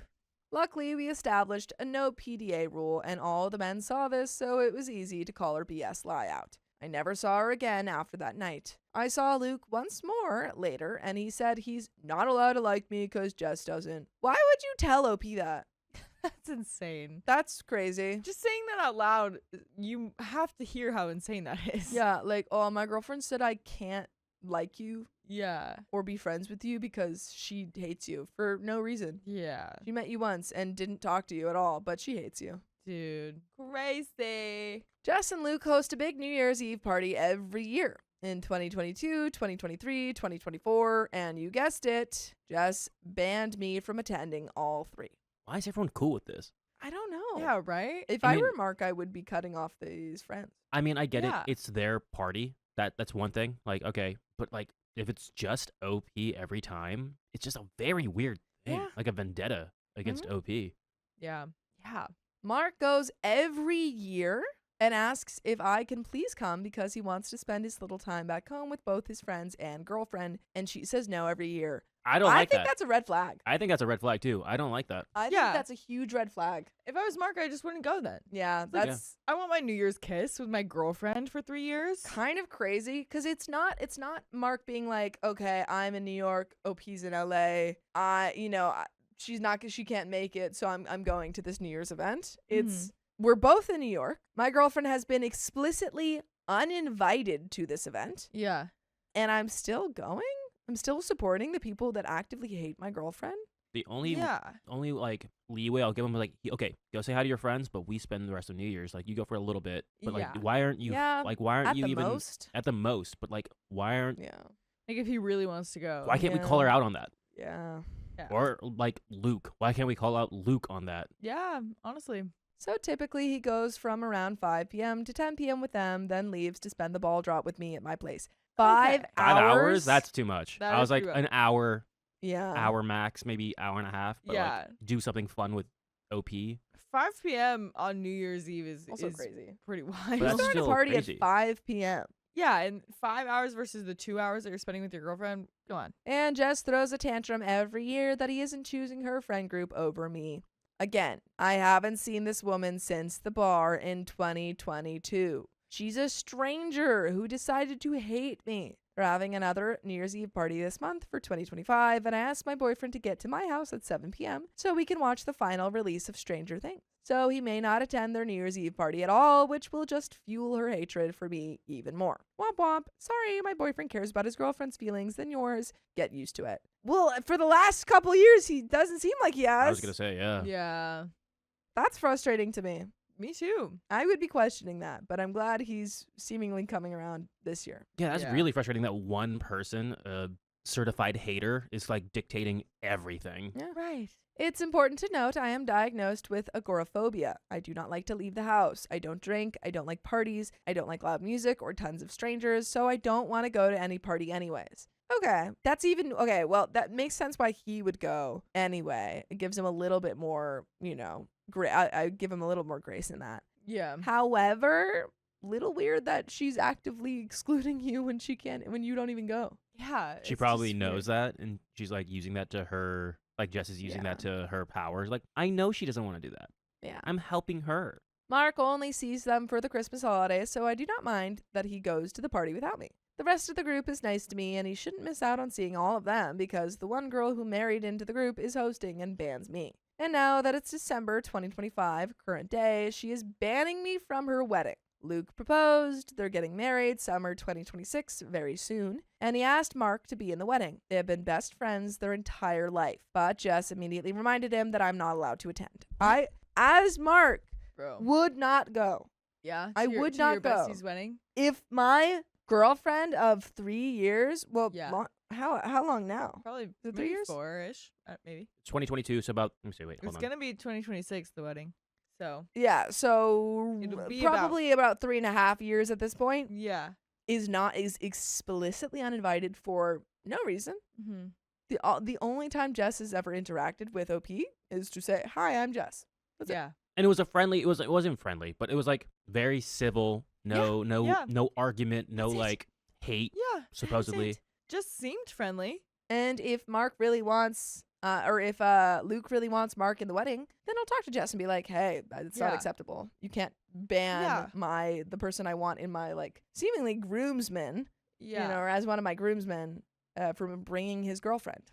Yeah, I feel like Mark needs to talk. I mean, it's like he's already tried talking to Luke. He did try talking to her about Yeah. the New Year's stuff, but I would try to talk to Jess directly again and be like, "What's your problem?" And if that doesn't work, like I would, as OP, talk to Yeah. her and be like, "Hey, like, is there anything that I did to offend you? Like, is there?" I didn't really think that we had much of a relationship at all, much less a don't really know relationship where you. I have hurt you at all. Like, Yeah. what's going on? If this was like a scenario for me where my best friend's partner didn't like my partner just because, I'd be like, we're adults. We Yeah, are get over it. adults. Yeah. Why? If it's like she did something to you back in the day and like it was very like vicious or like toxic, okay, I get it. But like she did nothing to you. Don't even Yeah. know her. Yeah. Every other groomsman gets a +1. Mark is the only one who doesn't because I'm a sloot and a gold digger. What? So crazy. I genuinely believe brides can invite or exclude whoever they want from their wedding. It's their day, their money, their guest list. If Jess wants to ban half the state or not invite her own mother, that would be her choice. So I'm not hurt or offended by not being invited. When Mark told me, I laughed. He was genuinely upset though. And this is why I'm coming to Reddit. I'm wondering if you would cut off your entire friend group because of this one girl marrying into the group. Anyways, this doesn't hurt me, it only hurts him. It puts him in an unfair and humiliating position. Not only does he have to share the news with me and hope I don't get upset at him, but he also has to attend alone and watch all the other couples celebrate together. He has one single friend, Adam, who's also in the wedding party. I asked him if Adam, a single man, gets a +1. He said yes, if Adam finds a girlfriend within the next 6 months, then she'd most likely be allowed to come, if Jess Weird. sees her Instagram beforehand and approves of her. Bro, This Jess is is weird. so insecure. Incredibly insecure. She's so insecure. She just sees like a hot girl online. And she's like, I need my man far Yeah. away from these women. Yeah. If he sees her at our wedding, he's gonna leave me. Yeah, like, dude, you should not be marrying someone this insecure, first of all. And you should not Exactly. be getting married when you are that insecure about Yeah. your relationship and No. you. 100%. And also, in terms of OP's question of like, should Matt cut off the entire friend group if they're Mhm. not supporting him? If he goes to them and says, hey, Jess has been pretty awful to my girlfriend and Luke's been letting it slide for 3 years, Mm-hmm. I'm not going to be at this wedding or I'm not going to be around them anymore. I would still love to be friends with you guys, but I Yeah. just want you guys to know I haven't really felt any support in that. At this point, we're just enabling Jess. Yeah. Just to Yeah. keep getting away with it. I would also Yeah, that's the ask Luke, I'm like, do you want to marry this person? Because if she's Yeah. controlling something outside of the relationship, what is she doing inside of your relationship? Honestly, yeah, like, is he really okay with not liking people and excluding people just because Jess doesn't like them? Yeah. And there's seemingly no reason for her to not like them? Yeah, I would very much be reconsidering going to this wedding if this was the behavior. Because I agree with you, Keon. I think that's just letting the behavior happen and get worse and worse. Yeah, it's at this point, like, I would be questioning his Luke's relationship so much.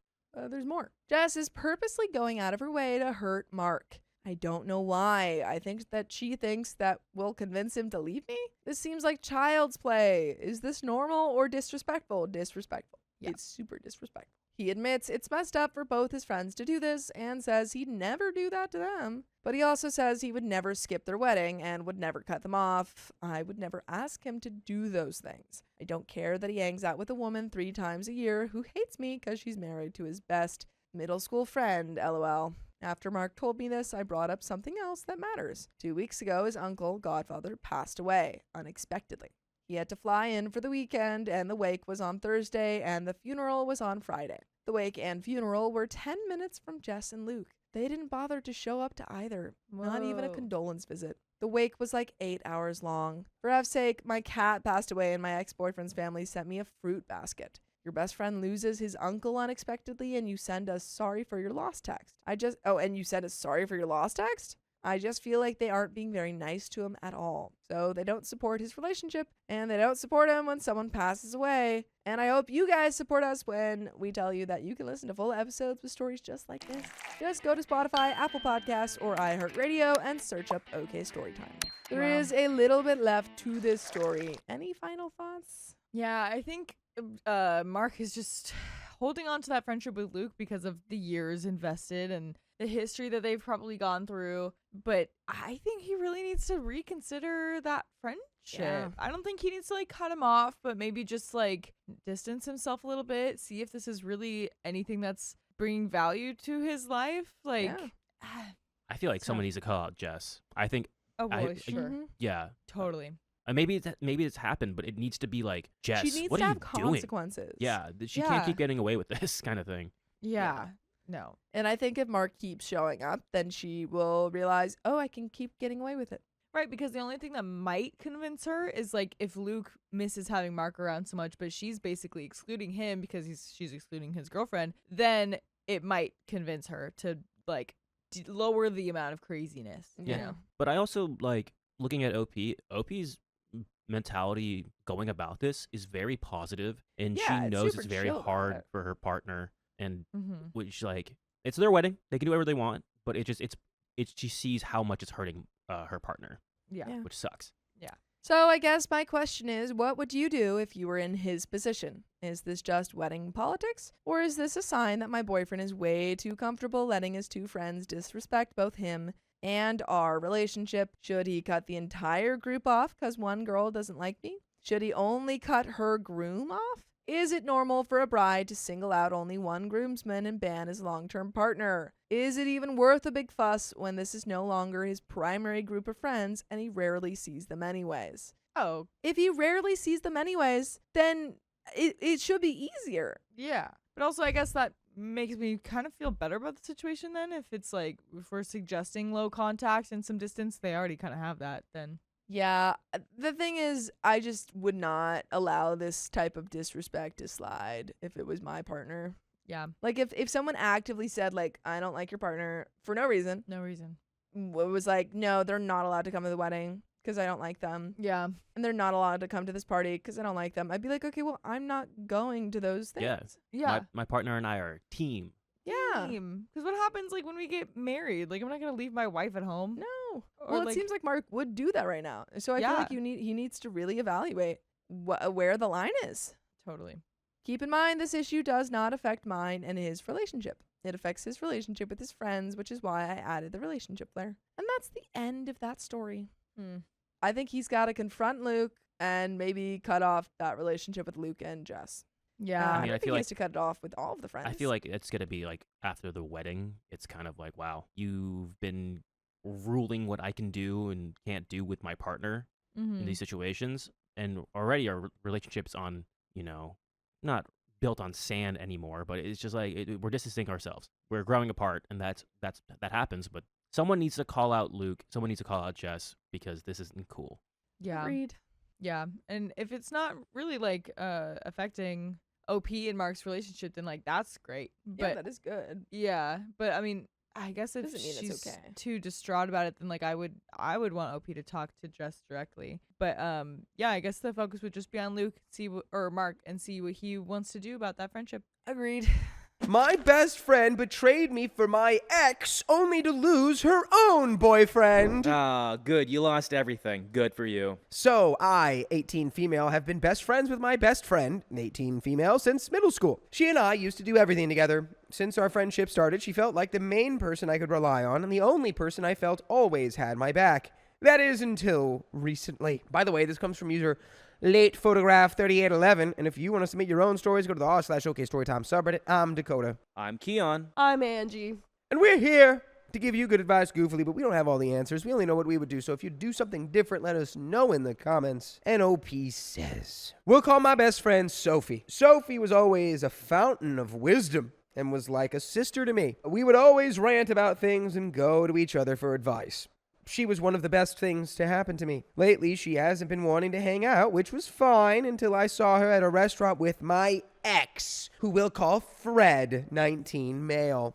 Fred and I dated last year for a month before he dumped me for one of my friends because she told him she was better. Although I moved on from the pain, it feels awkward when he's around and leads me to have panic attacks. I'm sorry, she's so 18 to be caring this much about someone you dated for a month.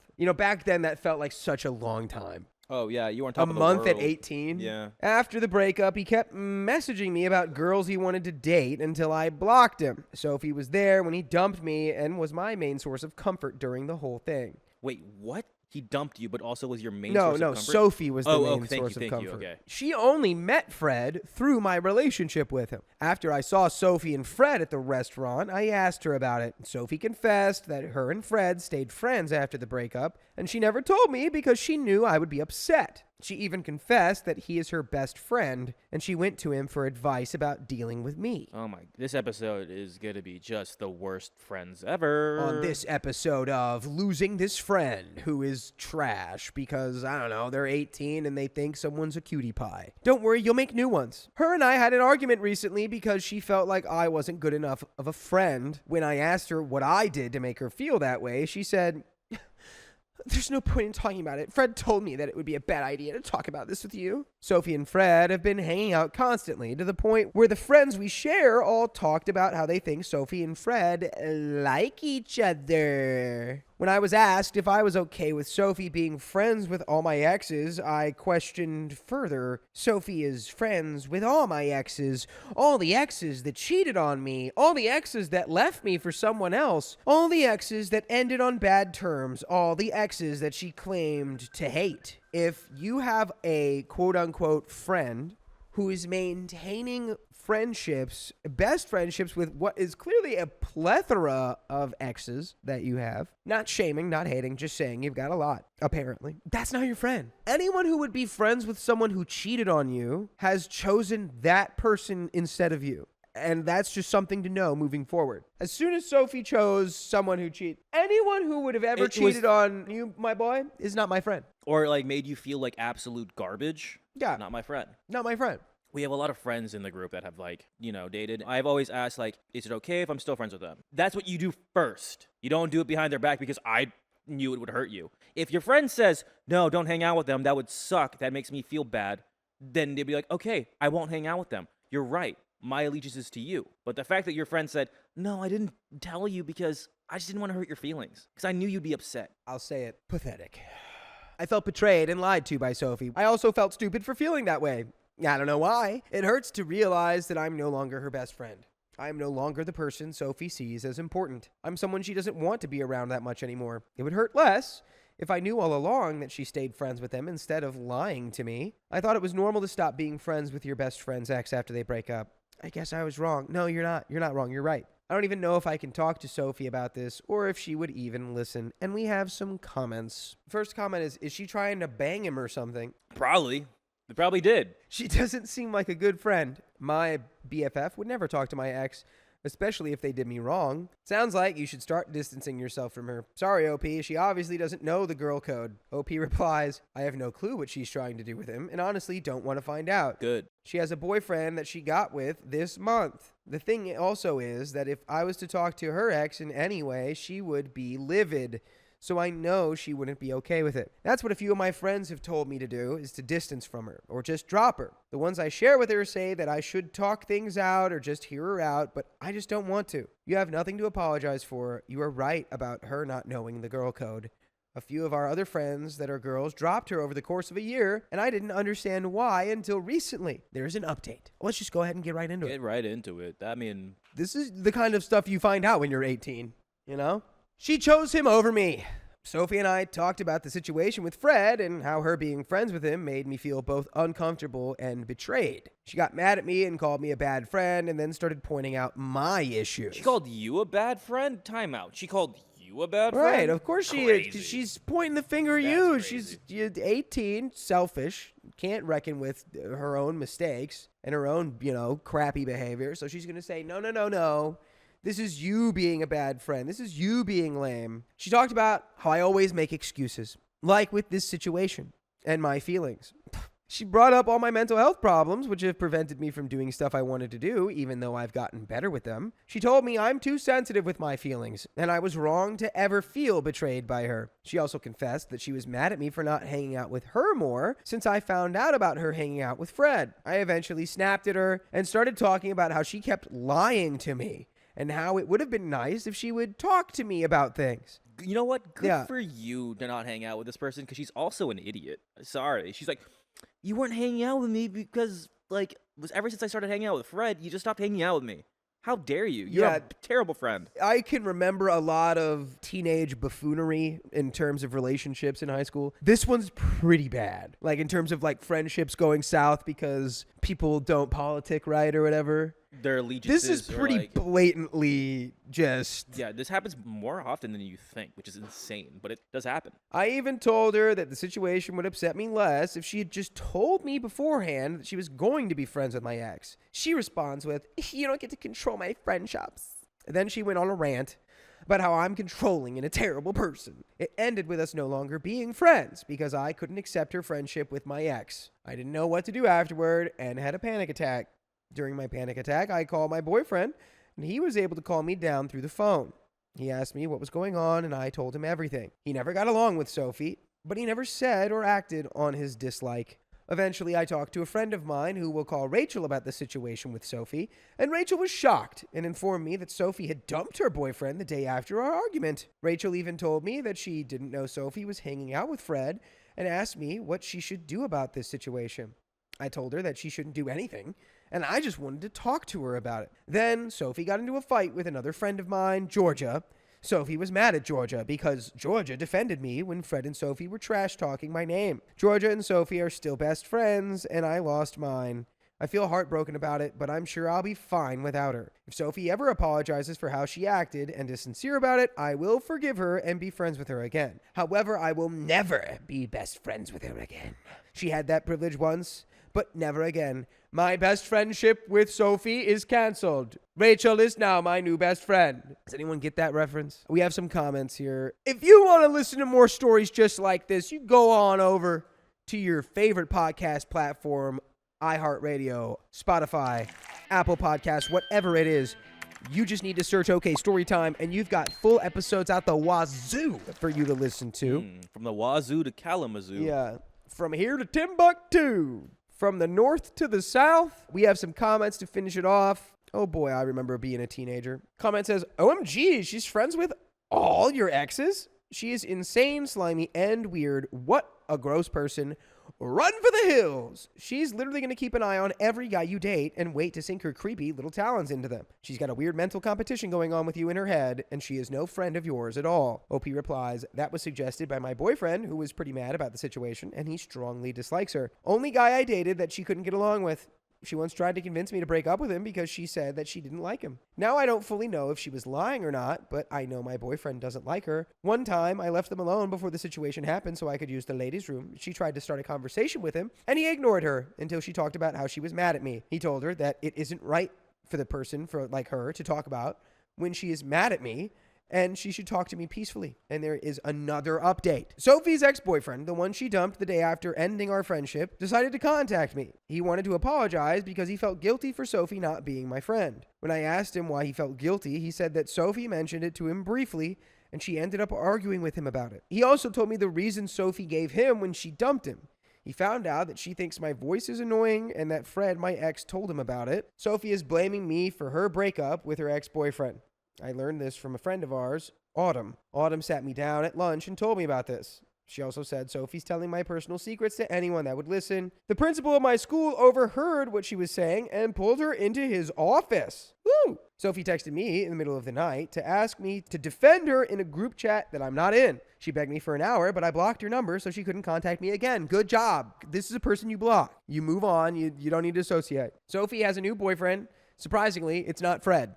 It's some guy I don't know, and I don't want to know. Reading the comments from my last post about the situation along with advice from some of my real friends and my boyfriend has changed my mind about letting Sophie back into my life. I won't be her friend again. And that is the end of that story. My best friend's wife accused me of ruining their marriage. What? Well, did you? And there is a trigger warning for emotional abuse. I, 30 female, have a friend, Megan, 36 female, from the small town we live in. I moved here in 2019 and we became close friends. We love doing things in the city like going to movies, concerts, and the opera. I work remotely, so I help her and her wife Hannah out when they travel or when money is tight. By the way, this comes from Critical Quiet 1434, and if you want to submit your own stories, go to the r/OKStorytime subreddit. I'm Sophia. I'm Angie. I'm Keon. And we're here to give good advice goofily, but we don't have all the answers. We only know what we'd do, so let us know what you would do in the comments. And OP says, problems started mid last year when Megan began acting distant, ghosting me for days. Then came holidays and birthdays. Megan gave me the wrong date, time, and location for her party and got upset when I didn't go. I held a holiday party and something similar happened. They still didn't come. I texted if I should drop gifts off and Megan texted back, sure, but they weren't home. I asked Megan to hang out and mention I felt things were weird. She seemed thrilled, but I waited for 4 hours and she never showed up. I was angry and texted Hannah to ask if something was going on. Hannah let me have it. She called me and told me off, saying I was overly friendly and she knew what I was doing. What? How dare you be too good of a friend? You're too good of a friend. You want to hang out with her. Disgusting. Hannah mentioned I often pay when Megan and I hang out, that I dress tea when we go to the city, and that Megan complimented me but not Hannah. Then that's an issue y'all have in your relationship. Yeah, leave me out of it. Megan gave me a thoughtful gift for my birthday but forgot Hannah's birthday. Again, an issue in your relationship. I am single but do not date, which to Hannah indicated I was sleeping with someone secretly. I let her scream at me for 20 minutes. Then she said, you made her fall in love with you and you think I'll just take that?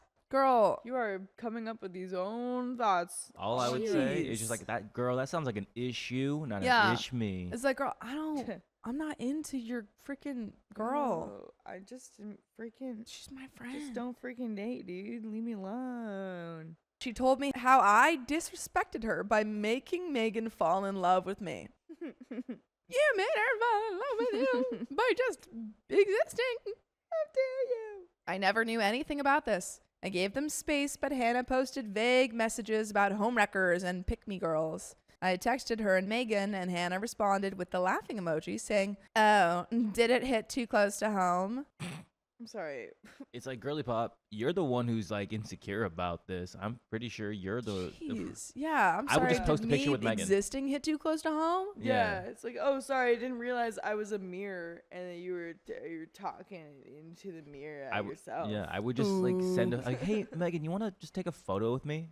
I gotta send Yeah. it to Hannah. Yeah, because I'm like, exactly. I take up so much space in your mind. She kept posting and even tagged me. I blocked her, blocked Megan, and some mutual friends. It's a small town. I went to the movies and heard, hi. Looked up to see Megan with some guy smiling at me. My whole body ran cold. Many people had been treating me coldly because someone told them I'm a homewrecker and a pick-me. Megan noticed I didn't want to talk and excused herself. I later received a text from Megan asking if we could move past things or if we are over. I texted back that she couldn't have been unaware of Hannah's posts and my attempts to figure things out. It's been months and I've been treated like a biblical harlot. I said we need to address what her wife was alleging and why. Megan then texted back, Hannah and I are divorcing. That was a week and a half ago and she only texted ? Leave me out of this, girl. Like, Megan. Yeah. You are bringing me into all of your problems. Yeah. It's like, I'm literally not in your relationship. Quit it.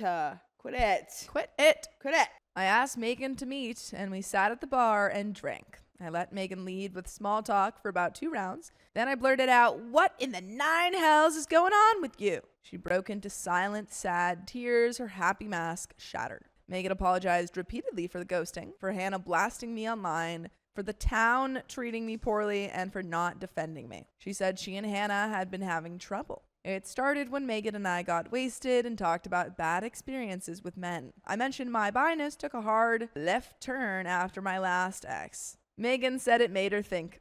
She considered that she might be bi rather than just attracted to the same gender. She came home and mentioned this to Hannah as a casual topic. Hannah lost it. She started throwing things and screaming, you want to cheat so bad, then cheat. I don't care. So Hannah is biphobic. Girl. Cool. Girl. Just because you're bi doesn't mean that you're going to cheat or that you want to cheat. That's That's a right. stereotype.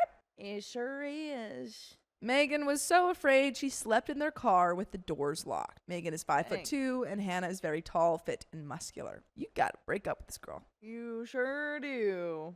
Hannah insisted Megan was cheating, went through her phone, and forced Megan to log into her social media. Messages between Megan and me were discovered, including a photo I sent of a dress for a date. Megan said it was pretty, and we talked about Sailor Moon dubs. Hannah took this as proof of an affair. Talking about Sailor Moon Hannah. means you're having an affair, everyone. Yeah, they're Everyone like, wow. knows that Sailor Moon is just a innuendo for something else. Well, like- who is it? Is it Sailor Venus and Sailor Neptune? They are the ones that's like I've never seen Sailor Moon. Yeah, they I've are. never There are either. 2 of the sailors that are Yeah. like known. Not basically. It's Who not are like the known sailors? they're known. that And they're Opie into is each a other. woman. Okay, Billy time. Yes. Yes, they're all ladies in this story. She actively sabotaged our plans. Hannah was the logistical one who gave me wrong info for Megan's party. Whoa. Yikes. The thing is that, like, yes, Megan is in this like terrible relationship, but she does need to make up a lot for how you were treated and how you were dragged Yeah. into it. Totally.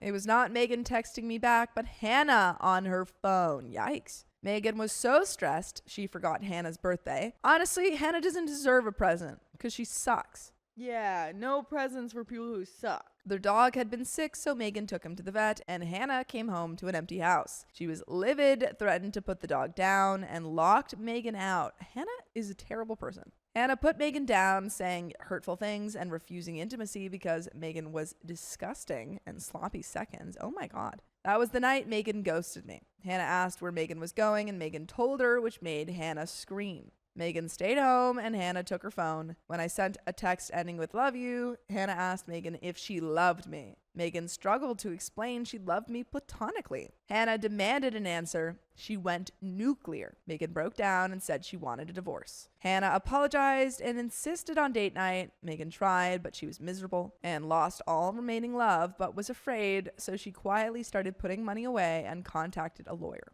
The man I saw with Megan at the movies was a date. Megan wanted to talk to me, but felt tense and cold. Maybe too soon, Megan. I was honestly confused about that. I also was like, why 'Cause is she there with a man? She said boyfriend when it was being told to us, and Oh, then I thought it was just like guy friend. well, that's probably what Yeah. it meant, but that's what it said. And then like the next sentence was like like when they got married, or like when Megan and Hannah were married or something like that. And I was like, what is happening? But I didn't want to sound stupid, so Yeah. I didn't say anything. But I guess maybe because that happened obviously before this. The divorce hasn't even happened, so No. Megan seemingly was, maybe was cheating, or maybe was just hanging out with the guy and was like, oh no, I do have feelings. Yeah, or maybe they separated and was like, Yeah. okay. Something. Regardless, you are being pulled into all of this very awful relationship drama. The man I saw with Megan at the movies was a date. She said she and Hannah no longer live together. Megan got a job in the city and made up the excuse she wanted fun money to go out. One day, Hannah asked if she was sleeping with a coworker. Megan said she was fed up and replied, "You're right. I don't want to be with you anymore. You're just mean," and walked out. She stayed with her parents. Megan couldn't come to me because everyone would assume the rumors were true. She was so embarrassed she didn't know how to say I am not a homewrecker and that her marriage is over. Someone had seen us at the bar together laughing. Then a man from our town walked up, arms folded, and took a picture. What?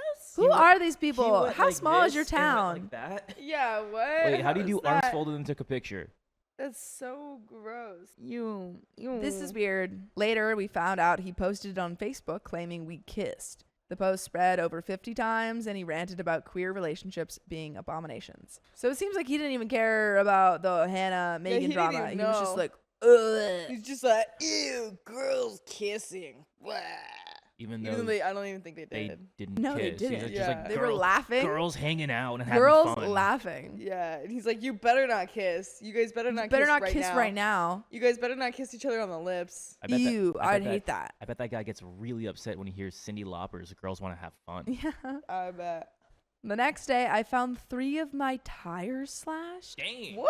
Get out of this town. The day after, literal feces were left on my porch. Oh my god. My car was spray painted with effing cheater on one side and another hate message on the other. Oh wow! I wonder who did that. I installed cameras and made police reports. My neighbor also has cameras, so I asked them to check their footage as I would be pressing charges. Megan and I got an apartment about a month and a half ago. I asked if she was okay with us getting a place together in the city. She was over the moon, and her parents paid our first 6 months of rent. We settled in quickly. Megan pays less rent because she keeps the home tidy. We cook together twice a week, splurge once for takeout, and alternate other days. Megan has been going to therapy and seems happier. She has a new job, work friends, and goes out without me sometimes. Hannah saw all of Megan's things gone and the letter Megan left. She raised heck and came to my house. But Megan's cousin was renting and told her we weren't home. Hannah posted online, immediately claiming I, the homewrecker, and her wife ran off together. Old neighbors found footage of, oh, you guessed it, Hannah vandalizing my car. We filed police reports and she was charged.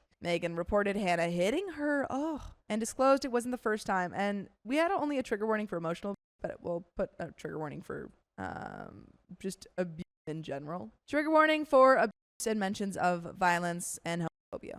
Megan is applying for schooling to be a counselor for queer folk. We are both safe and healthy. Hannah went on a campaign against us, telling everyone I was a homewrecker. She contacted my job, found Megan's LinkedIn, and calls her workplace. This helped us because it provided documented proof of intimidation. We screenshotted everything, and Megan's lawyer used it to force Hannah to sign off on the divorce. And I hope you sign off on listening to full episodes of stories just like this. Just go to Spotify, Apple Podcasts, or iHeartRadio and search up OK Storytime. There is a little bit left to this story. Yikes. But yeah, Hannah is a terrible person and should be in jail. Absolutely. Oh my gosh. Just horrendous behavior. Yeah. And honestly, OP, after the way that you were treated by everyone, props to you for sticking by Megan. Yeah. Because Yeah. obviously this is like, it's not Megan's fault. Like, she was in a very Right. bad situation. Right. But not everyone would have stayed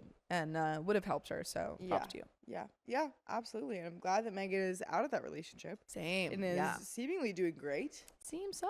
So In the city, out of that small town. yeah, exactly. I'm very, very happy for that. But yeah, screw Hannah. Yeah. Get her into, I don't know, man. Just get her out of Get here. her out. Hannah tried to call me names, calling me a sleut. Megan explained her paranoia and mistreatment as the reason for the divorce. Hannah finally stopped contacting us. She left the country for a job, thank goodness, and sent Megan a letter through her lawyer waving the white flag. She has agreed to everything through her lawyer. Megan got her own place after securing a better job, but we remain close. She needed to prove she could be independent. She is doing fine, has made friends, and seems happier. We talk often and play D&D over Zoom every other week. She knows I'll always be there for her as a friend, and I know she has my back too. And that's the end of the story. Well, Wow. well, good. You Yeah. guys have each other's backs. Yeah, and you're in a much better amazing. place now. Yeah. That's all great. Great news. Absolutely. Absolutely. Lovely. Happy for you guys. Me but, too. And I'm happy that Hannah is Out of the country. She's as far as possible. Best from you place for her guys. to be. Yeah. Out of the solar system would be better, but Sure. But that is unfortunately, a little bit harder, more it's expensive. a lot of money. Yeah. But that's the end of that story. My boyfriend did a cruel prank, so I dumped him. And that ain't no joke. I, 18 female, have been with my boyfriend for about a year. We are both honor students who are graduating in about a month. He's a good guy, and we're going to try to make it work, even though we are going to different out-of-state schools. However, he has a group of friends, 18 to 19 male, and when he's with them, he does very stupid things. By the way, this comes from Throwaways So Disgusted, and if you want to submit your own stories, go to the r/OK Storytime subreddit. I'm Sophia. I'm Dakota. I'm Carly. And we're here to give good advice goofily, but we don't have all the answers.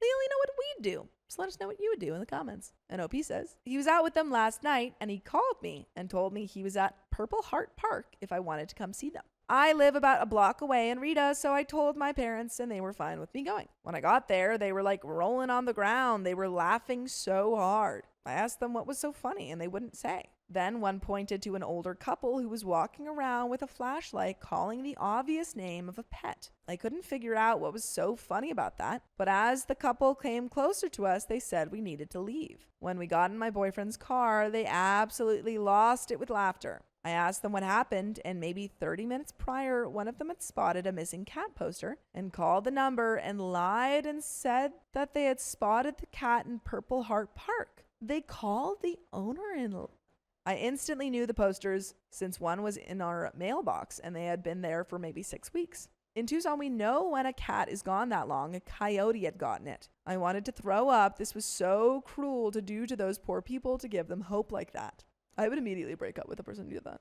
On the spot. On the spot. I'd be like, we're breaking up. You suck. I demanded to be taken home that second, and he did. I didn't say a word to any of them, and I hate that I even know this happened. I'm going to break up with them, but what can or should I do to make this up to the poor couple who was missing the cat? I'm devastated with guilt that I know something about it, but don't know what I should do. I can't ask my parents because I'm afraid my dad will actually beat the crap out of them and risk losing his job. He's such an animal lover. Curious Cat 55555 says, to back you up, I can truthfully say there is no way I could continue seeing someone who not only did something like this, but laughed and laughed about it afterwards. Disgusting. No wonder you're so upset. I feel for you and wish you and the cat owners all the best. Here's what you do. Well, I don't know if this is good for the ecosystem. You have to check that first. You know, you can buy like a box with like 1,000 ladybugs in it, right? Oh yeah, that's pretty bad for the ecosystem. Don't break up with him yet. Get yourself into his room. Get that box somewhere a little inconspicuous and open it up and leave. And then break up with him. Okay, new plan. by a box of crickets. Yeah, okay. Whichever bug Yeah, is environmentally indigenous. devastating And to crickets your are also area. loud. Exactly. Yeah. Yeah. Crickets are better because ladybugs can be kind of I think harmful to the it's environment. easier to conceal the ladybugs, though. That's true. Whichever bug isn't going to be bad Yeah. for the ecosystem, Yeah. release at least 200 of them into his room and then be done. I have an idea. I think you can do this with ladybugs, so maybe you can do this with crickets. You put a box of crickets into the freezer. They get cold. They sleep. Then you take them out, put them into a room. Then they wake up, start bothering him. 4 Yep. days later. So basically, breaking up with my boyfriend was an easy decision, and I did it over text. Nice. He said that like after a year, he deserved better than a text breakup. I said after what I saw him do on Saturday night, he really didn't. He tried to say that the prank was not his idea, and I really needed to cut him some slack. No. No way. I No, said, if you're yeah, laughing you're about that, you're laughing. actually like a piece of trash. Yeah, I said that maybe it wasn't his idea, but I saw him laughing just as hard as his friends, and that was enough for me. He's been a total crap at school, but it's turning on him bad when I explained to people why we broke up and who he was with. A guy who graduated last year who was such a creep. What was harder is what I should do with the people. I had two choices as I saw it. Either not call and let them have false hope the cat was still alive, or call and let them know they had been pranked. By the way, we would never prank you because you can listen to full episodes of stories just like this. Just go to Spotify, Apple Podcasts, or iHeartRadio and search up OK Storytime.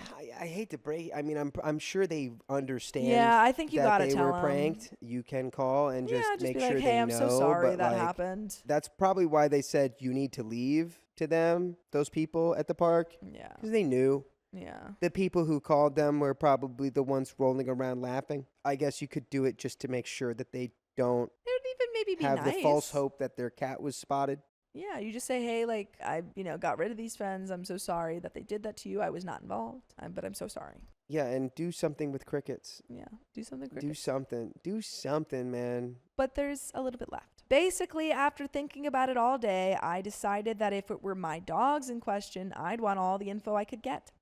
I was so nervous calling them, but the lady answered, and I think I said I had some information about their lost cat. She basically stopped me and said that it was a miracle, but their cat had been turned into Pima County Animal Control 2 days prior, and they had finally got a return on the chip, and they called them that very morning, and they had just gotten the cat home. Yes! I was so relieved because I didn't have to tell them some awful news about how my boyfriend was a piece of crap. I was also happy for her because she seemed so happy. I told her I was very happy her cat was home and said goodbye. Well, I think you should have been like, my boyfriend made a fake report and I broke up with him. I'm so glad that you actually found your cat. I broke up with my disgusting ex who did that to you. And I'm so sorry, but I'm so glad. Yay! Well, I'm glad either way. So that's like really good news, and I'm happy to be rid of my idiot boyfriend. I am too. I thought that was going to be Well, hello. I am happy. Those comments are just a bunch of people talking about missing animals. But That's the best ending Best we ending. could possibly have. broke up with your nasty little stinky boyfriend, and they found their cat. Yes. Woo! A nasty little stinker nasty he was. little stinky boyfriend. Yeah, if you want to go like borderline chemical warfare, you can buy coyote urine on the internet. Oh. And if you can somehow get access to his closet, Can't get it that might out. be classified as destruction of property, though. It might be. The crickets, I feel like you could get away with. Yeah, but you're probably going to end up tormenting everyone in the house, That's true. which, maybe they can direct their ire towards their son for that. Yeah. But that is the end of that story. My boyfriend's friend sat on his lap and he acts like it's nothing. That's kind of something. I, late 20s female, started dating a guy, also late 20s, I met through a mutual friend a few months ago. He was amazing and sweet, and we hit it off immediately.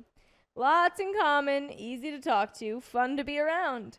By the way, this comes from Numerous Priority 396, and if you want to submit your own stories, go to the r/OK Storytime subreddit. I'm Carly. I'm Sophia. I'm Angie. And we're here to give good advice goofily, but we don't have all the answers. We only know what we would do, so let us know what you would do in the comments. As OP says, we went on a lot of dates and hung out quite a bit. We had plenty of discussions regarding boundaries and expectations, but there was one I didn't have an in-depth conversation about. Expectations with female friends. I have both male and female friends, and I treat them the same. I don't hang all over my female friends, cuddle with them, or sit on their lap. So obviously, I don't do that with my male friends either. To me, it's extremely inappropriate and questionable. Yesterday, Tyler invited me to a barbecue with one of his friend groups. I thought it would be great to see him with his friends. I'm a big believer in watching how your significant other behaves around and treats family and friends. You can learn a lot from this. When we arrived, there was a good mix of his guy friends and female friends. As we were introduced, all his female friends gave him a hug hello. I had no issue with that. If I haven't seen a friend in a long time, I'll give them a hug too. If it had stopped there, I would have had no problem. Uh-oh. But it didn't. Within the first 10 minutes, various female friends would come up to him, put their arms around him while he stood there talking, lay their heads on his shoulders. If it was one girl, I'd be more inclined to be like, that's a little... I still think OP has a right to be like, hey, it doesn't, I don't love that. However, I think it's like, it's less alarm bells to me because multiple friends are doing it. I think as a female, though, knowing that it's the first time that I'm meeting my friend's girlfriend, I'd probably be a little bit more. Yeah, that. I agree. I'd be respecting boundaries. Yeah, which is why I think it's fair for OP to be like, meh. But I do think on it, in defense of her boyfriend, I think that's less of a alarm to I'm me. checking bugs. I started to feel very uncomfortable. When we sat down after being there for an hour, one of his female friends came up and sat on his lap while I was sitting next to him, and he did nothing to stop it. And that's where it crosses the line. That's where it crosses the line. Far. I've never they would have sat already on been my dancing on my line at the constant hugging and leaning and just overly all over them. I didn't say anything at the time. I just gave Tyler a look like, what the heck? He smiled and shrugged. I quietly grabbed my purse and went to the bathroom and took a few deep breaths. I texted Tyler saying I wasn't feeling comfortable and was going home. Yeah, he asked if I was okay, and I said no, but we'd talk later. I would fully stand up and go, oh my God, you can have my seat. I'll take that one. That one's mine. Ooh. There you go. Nice. He just said, okay. I walked out of the bathroom, and she was still sitting on his lap. She was watching everything we were texting. Yeah, she's doing that on purpose, and he's either oblivious or he doesn't really He likes care. that attention. Yeah. He's, what the? That's pretty hard to be oblivious. And she stayed on his lap while I got into my car and left. After I got home and calmed down, I prepared what I was going to say. He showed up 5 minutes later, pissed off because I actually left. He thought I was just saying I was gonna leave to make him go after me, and was shocked when I actually did it. I feel like he wanted to make you jealous. That's what it feels like. But Either there's something going on with this girl, or he wanted to make you jealous, which is so icky. He went off about how I was being overdramatic and embarrassed him in front of his friends. My mouth dropped, and I just sat there staring at him.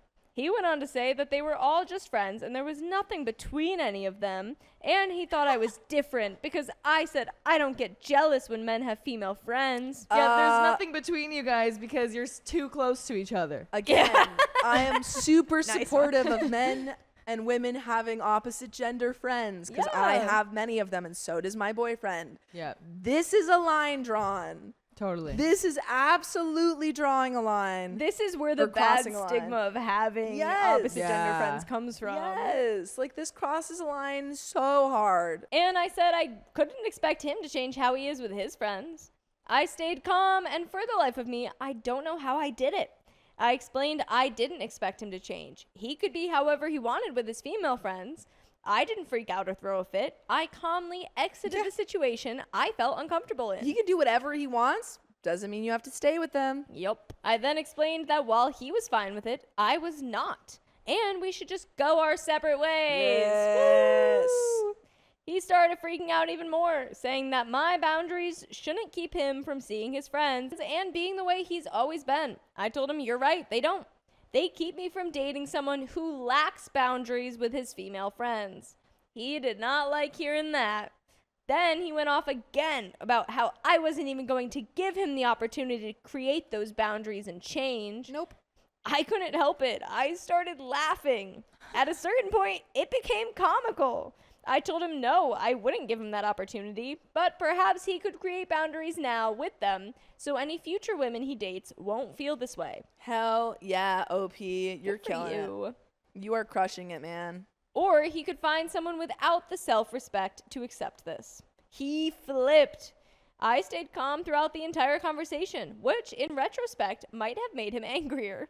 He started saying how he only slept with one girl in the group, and after they broke up, she kept hanging on him and sitting on his lap. His other female friends just took their cues from her. It wasn't that deep, and he could just tell them to stop when they're around me.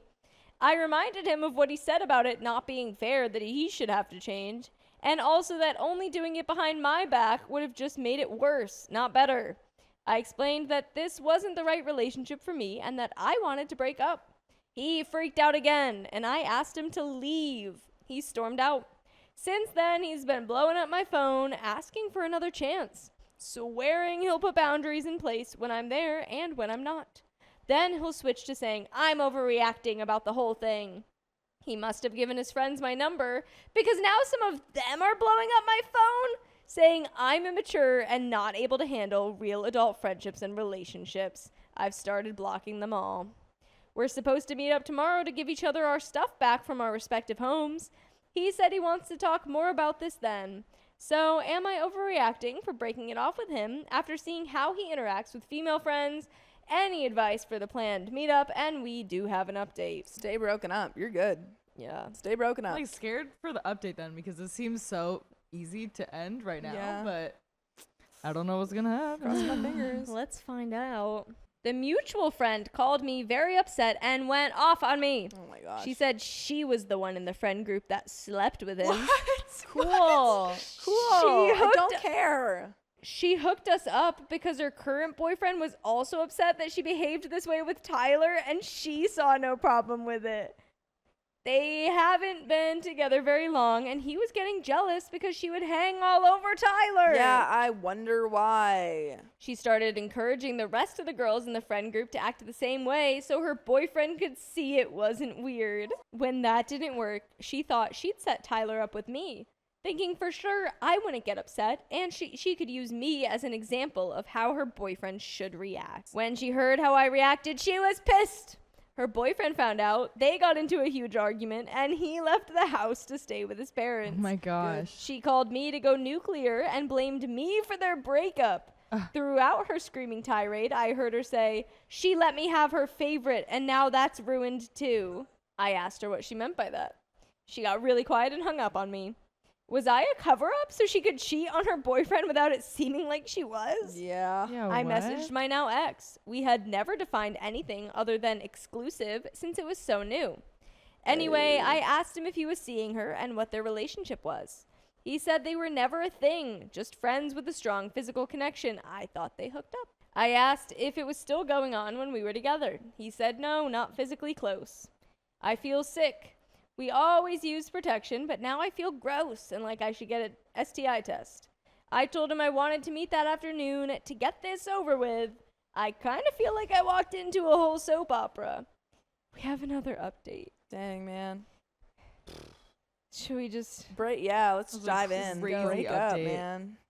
It got weirder. Oh no. He didn't answer my text requesting to meet that afternoon at the park. He showed up to my house with the now ex-friend.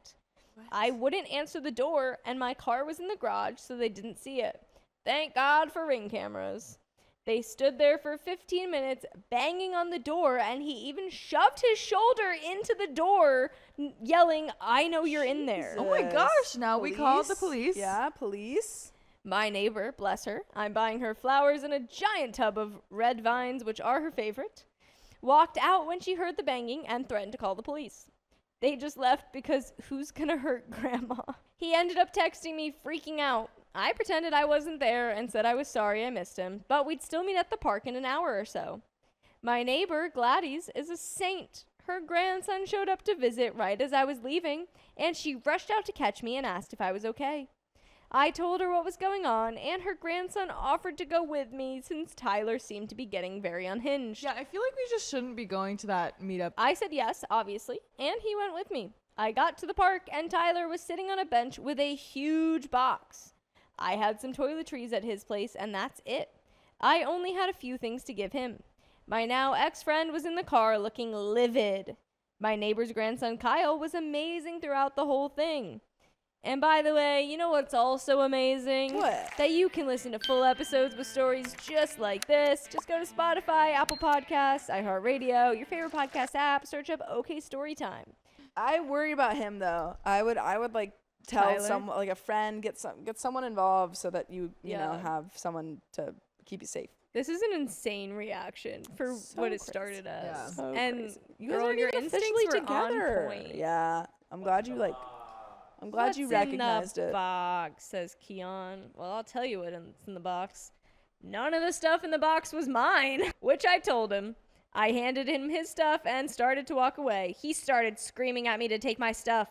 But Kyle, who is significantly larger and more muscular than Tyler, turned and basically stood like a wall between us. Nice. Tyler accused him of interfering and said he'd call the police. As it turns out, I did not know this ahead of time. Kyle's a sheriff. Yes. Let's go. Wait, is Kyle the grandson? Yeah. He showed his badge and said, "That's a great idea." We left and I blocked all of them. Kyle. Hello, sheriff. Kyle is gonna come over next weekend and help me install more security measures Yeah, he just in is. case, though. Yeah, he is. What a weekend. And that's the end of Yeah, my man. story. That was crazy. Wow. Wowie, wow. What a Wow. story. My friend ruined our resort getaway and made everything about her. Of course she did. So, I, female 35, am currently on holiday at a resort with my friend, also female 35, who I love dearly. No, they're both 35. At the hotel, there are a few coveted cabanas that are first come, first served. This morning, I got up early and forewent breakfast, hoping to get one for us. By the way, this comes from user Bad Lawn on Holiday. Wow. And if you want to submit your own stories, go to the r/OK Storytime subreddit. I'm Keon. I'm Riley. And we're here to give good advice goofily, but we don't have all the answers. We only know what we do. So let us know what you do in the comments. Pretty please. Already, we're reserved with towels. The pool manager comes and I ask him about it because they have signs all over that if the cabana is unoccupied for more than 30 minutes, they will remove your stuff so someone else can use it. The manager tells me everyone came down at 6 a.m., put down their towels, and went back to bed. It is around 8, so I ask him if that means they should be free now because of the 30-minute rule. He does agree and frees up one for us. I lie down, my friend joins me, and I tell her the story. We agree that should someone come and try to claim it, we will show them the sign and point them to the manager. An hour later, a woman comes up and says, "We're in her cabana." I tell her that the manager freed it up for us because of the 30-minute rule. But she calls the manager over, who tells us we can switch to the next one, which was also now empty for the last 3 hours. The woman says, no, her friend is reserving that one. I'm a bit annoyed at this point and say again, well, there's a rule and I don't think it's fair we have to move. My friend then chimes in and says, it's fine, we will leave. I accept, I don't want to argue further. We pack our stuff and then my friend walks up to the woman and apologizes. Okay, this better not ruin your resort thing. I mean, why are we doing that? No rules were broken. If anything, we followed the rules. Yeah. Why are we accommodating to this random woman who didn't wait her turn? Or she left. Sucks to suck. She says the manager said it's okay. We're really sorry. We didn't know it was occupied. The woman says it's okay and shoots me a dirty look. Ew, Karen. My friend and I are now in a different spot with a regular sun lounger, and I'm trying to get back to a regularly happy holiday mood, but I'm honestly hurt that she didn't have my back. She says I'm ruining our vacation by being so silent, and I get her point, but I'm trying really hard to not feel hurt. I feel she cared more about that lady she will never see again, not being mad at her than supporting me. And even though it shouldn't matter, it feels like I'm the angry black lady while my white friend is the good one. On the other hand, I understand it's stupid to be mad about a thing with a effing cabana. I know I will calm down in a bit, but am I the a-hole for needing some space and time to get over feeling unsupported? Sorry, this is longer than I thought it would be. There is a consensus, but we don't know yet. I'm gonna say you're the a-hole. I think you're overreacting a little bit. Yeah, what do the consensus say?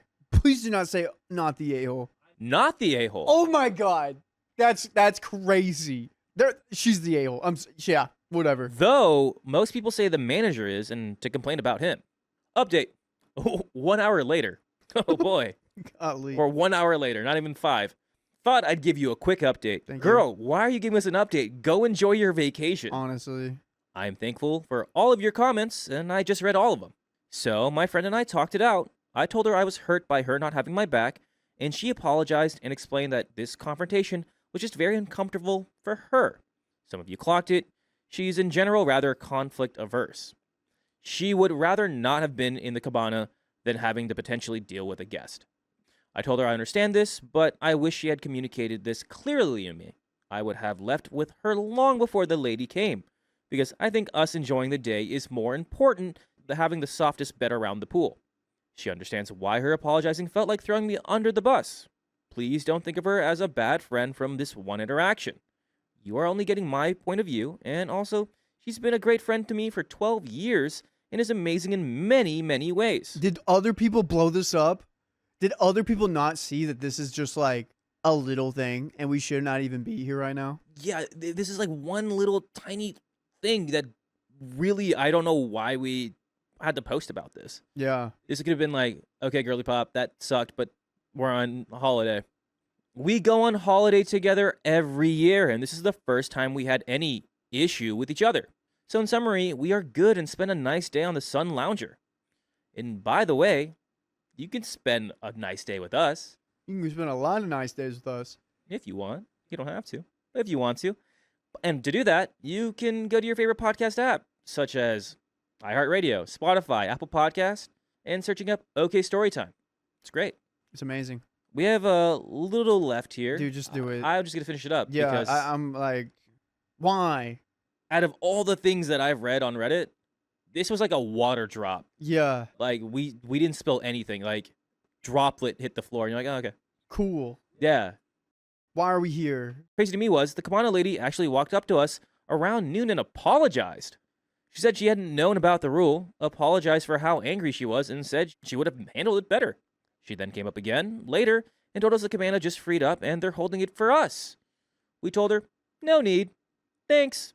But it's really sweet of her. So sometimes people can really surprise you, and I'm very happy about how the rest of the day went. So thanks, Reddit. I'll toast to you with my next adult beverage. And there are some comments. One of the comments says, oh man, I would have stayed in the cabana regardless of whether my friends stayed or left. What a crappy thing to do. I'm better to enjoy my time following the rules, only to be disrupted by people who don't follow them and people who buckle to the first sign of trouble. No thanks. I'd rather stand my ground and ignore the haters. Comment number 3 says, I'm kind of on the friend side because the friend apologized and moved. They were able to remain in the pool without this other guest targeting them and making things unpleasant, which she absolutely would have. The only reason the other guest apologized and tried to make nice after was because the friend de-escalated and moved. Sticking to their pew-pews and insisting would have led to an entire vacation focused on this other woman having a vendetta whenever she saw them.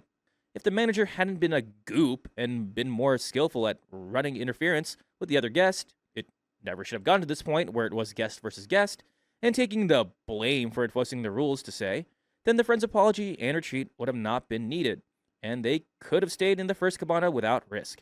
But he sucked, so the friend's actions were necessary. You know, if we were in 10 years old, and this was the situation, this might be the end of the world. But we're 35 years old. That's the first thing I said at the beginning. I was like, no, we are both 35. And we go on vacation or holiday. We've been doing it for a while now, and this is the first rough patch. My boyfriend said I embarrassed him in a tournament, so I left. Make fun of him more. So I, 21 female, have been dating my boyfriend, 20 male, for 3 years. We got accepted into the same college, and both of us tried for our university's Valorant team this past school year. So I got on the team, and he didn't. This caused a huge issue in our relationship, but I thought we worked through it. By the way, this comes from user I Hate Men Who Game, and if you want to submit your own stories, go to the r/OK Storytime subreddit. I'm Dakota. I'm Carly. I'm a guy who games. My name's Keon. Yeah, and we're here to talk about the stuff that we know and give good advice, because we know stuff. Sometimes we don't know stuff all the time. Sometimes we don't know things. So let us know those things in the comments if you know them, mysterious stranger. And OP says, well, there was a local gaming tournament for Valorant, and my boyfriend begged me to play. The first place prize was $1,200. I have been Radiant before, the highest rank in the game. And right now, I'm sitting just below that. My boyfriend's friends were going to join us, and they are all a little lower rank than I am. We got into our bracket today, and I carried them hard for 4 matches, racking up 30+ unalives each game. Wow. Sounds like me for real. Is that a Whoa. lot for that game? That's like yeah. really good. Yeah. No, it. She's like actually like really That's good. the entire, yeah, you and also carried the whole since, team. yeah, since we're saying gamer lingo, carried means like I know I carried. bringing the team to victory Yeah. on your back. You carry the team on your back. This is a trigger warning. This is a gamer story. Trigger warning for gamers. This is about games. If a female gamer doing good is gonna trigger you, please leave. No, I just meant just video games. But yeah, also don't get triggered by females, please.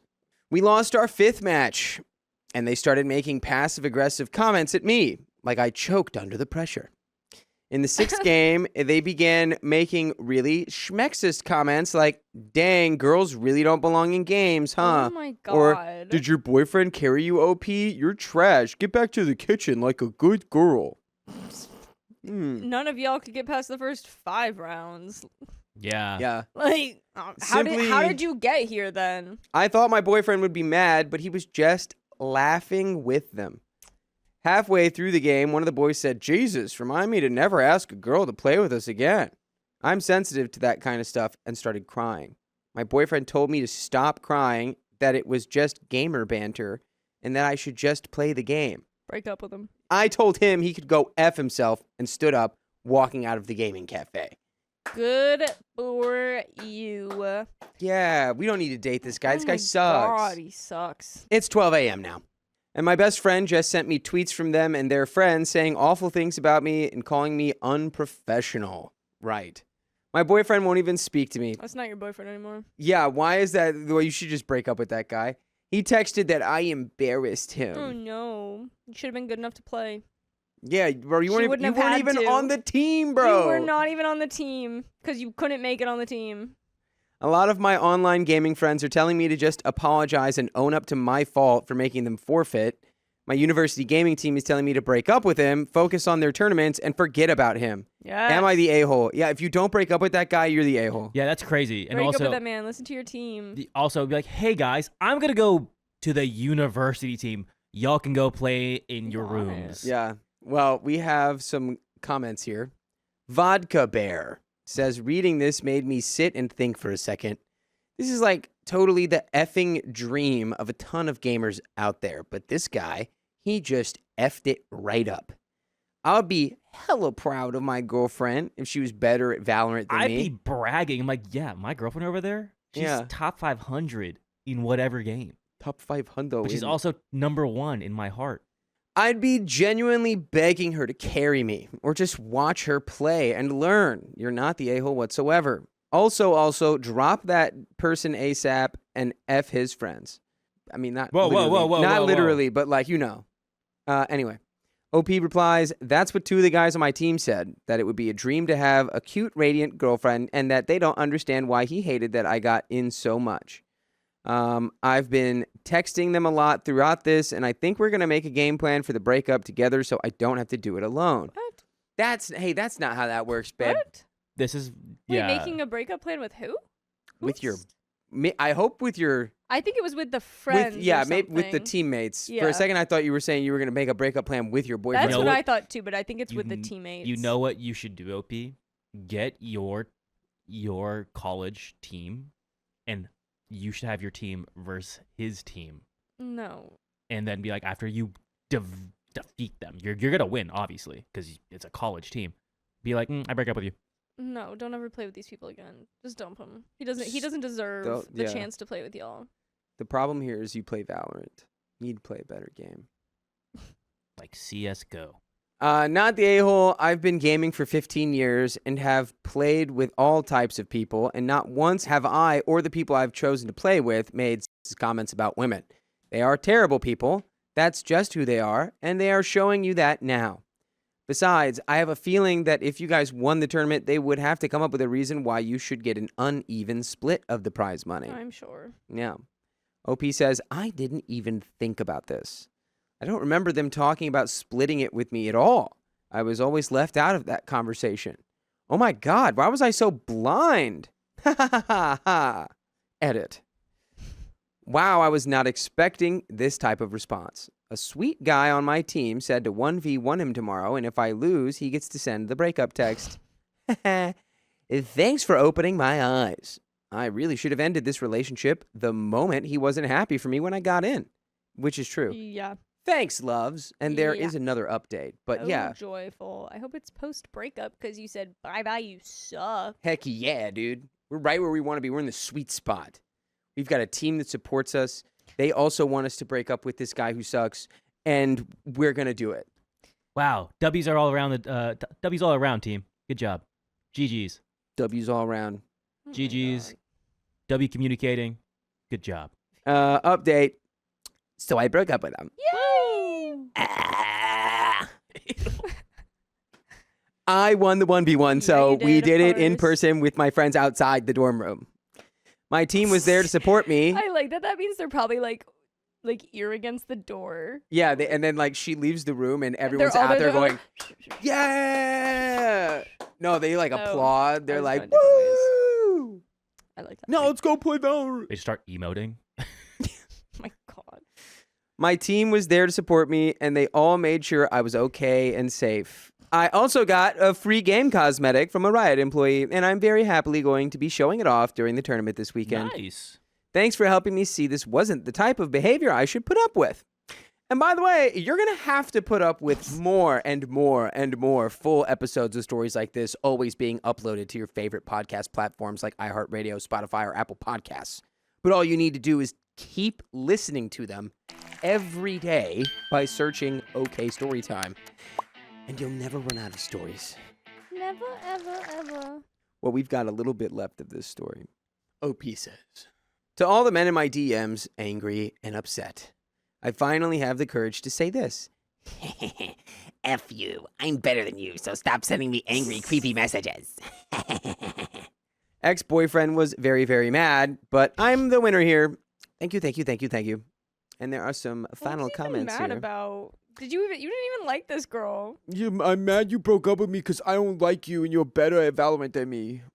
You didn't want to be with her anyway. Final comments. Spellbum says, not the a-hole.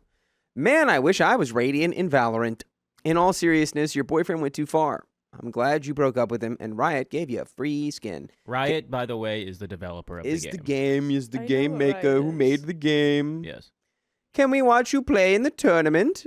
OP says, I'm still deciding this as I'm a little hesitant to have people know where I'm located. I've got a lot of really creepy guys in my DMs, and I'm a little paranoid my social media accounts are going to get found, or these Oh guys my will know what God. town I live in since the tournaments are going through my college It's and gaming literally- cafes. The whole point of this was like, hey, you guys are rude and creepy and misogynistic, and everyone's immediately like, creepy DM. Read the freaking post again, dude. You need to have better partners. I would always Get worship out of you here, for creepy being man. a radiant Valorant player, my beautiful Tell me queen. where you live and I'll show up. Ew. I will help teach you if you tell me your name and address. But if I decided it's safe, I would gladly share. I could maybe make a little highlight edit and blurt out the names. Blue Sun Florida says, honestly, I hope you send him a link to this post, OP. OP says he's already seen it. Good. A friend of his sent it to him. I got a slew of angry texts. Ha ha ha. Hee hee hee. Hoo hoo hoo. Ha ha ha. Ha ha hee hee hoo hoo ha. And that's the end of that story. God, you did it, OP. Now we just need to figure out how to stop playing Valorant and play a better game. My boyfriend demanded I share all my food, but he's the only one benefiting. More food. I, 33 female, want to preface that my boyfriend, 38 male, is a very generous and caring person. We have lots in common and have lots of fun together, but there are some issues with food that are starting to frustrate me and seem a bit selfish. By the way, this comes from Professional Ear 6681, and if you want to submit your own stories, go to the r/OKStorytime subreddit. I'm Carly. I'm Dakota. I'm Keon. And we're here to give good advice goofily, but we don't have all the answers. We only know what we would do. So let us know what you would do in the comments. And OP says, if I'm being perfectly honest, they're making me quite anxious. I do think that maybe these food habits derive from an underlying ED. He is quite obsessed with weight, his and others. He works in an industry where looks matter, and I think it's made him very hard on himself. We've been dating for just over a year, and we have been on many holidays together. On our first holiday, we went to lots of bakeries, shops that sell sweet treats. He would order a couple things and want to half everything. Except for breakfast, because he doesn't eat breakfast, we shared everything that trip. Even dinners I couldn't have to myself. He would expect me to share. Instead of a sit-down breakfast, I order something takeaway, which is not what I'd normally do on a holiday. But I did it so it wasn't weird because it would be just him watching me eat. On our last morning, when I went to get an egg sandwich takeaway, he made a comment like, I didn't think you'd usually eat something like that for breakfast, which felt like a put down, but I brushed it off.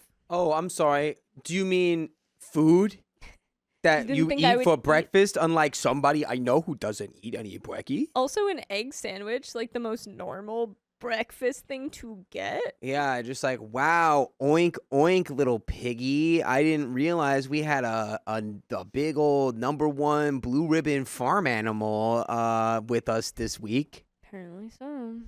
Ever since then, a standard has been set that we just share everything when we're together. All the snacks and meals.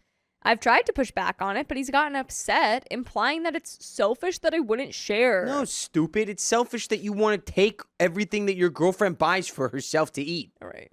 Even a small chocolate bar we have to put in half. There have been many, many times that he has eaten more of what we've been sharing. He eats at a very fast speed, and I'm a slow eater, so naturally he ends up eating most of it. It started to completely take the enjoyment out of the eating experience, as I feel like I have to speed eat to make sure I have a semi-fair amount. This is crazy. Yeah. I also feel full from half of the food it takes him to get full. When splitting something small, like a cookie or brownie, he always expects to have the bigger half. Yeah, this is definitely coming from a place of like, I made to make sure my girlfriend is thin and skinty. Sometimes I just want something to myself, and I feel scared that if I say I want something to myself, he's gonna get upset. Good. Let him get upset then. How are we just living in fear of our boyfriend getting mad about our food being ours? This is crazy. Stop it. So now I just would prefer to not share anything and be able to enjoy my food slowly without the stress of him eating into my portion or wanting a bite of anything that I have. One time on holiday, I bought a cookie with a coconut on it, which he doesn't like, but I do, and another item. He went on for 15 minutes about how he couldn't believe I'd gone and bought something that we couldn't share, implying that I was selfish for doing so. Oh my God, I want to push this guy down a hill. I told him that I like coconut and I bought it because I wanted to try it.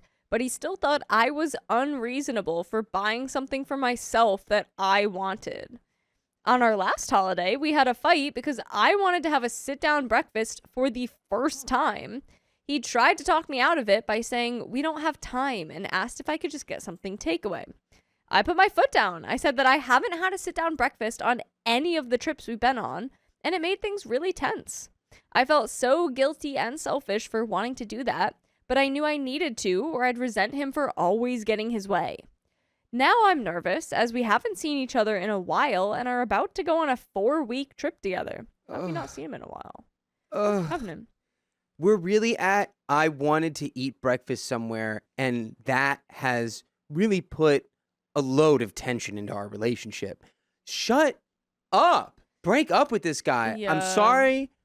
I don't think I have a lot of sympathy for you because this is absolutely freaking absurd. Why are we with this guy if dude's we're weird. afraid of literally telling him to eat his own food? Eat your 'Cause he'll own get upset. food, weirdo baby boy. My God. I brought up the breakfast thing because of what happened on our last trip. I said when we're in cities, I'd like to buy a sit-down breakfast, as that's a nice experience for me, and I'm really looking forward to it. But part of the trip, we are camping, and obviously, I can make something on those days. He's made it well known that he thinks getting a sit-down breakfast is going to eat into our time for sightseeing, which it really won't, but he has agreed if it's only in these particular places. I'm nervous once I get there, he's going to try and pressure me out of our agreement and say we don't have time to do that. We even hinted the other day after we made the agreement that maybe I could make something in our accommodation for breakfast. Dude, what does this guy think you're eating? Like a 17-course breakfast? Right.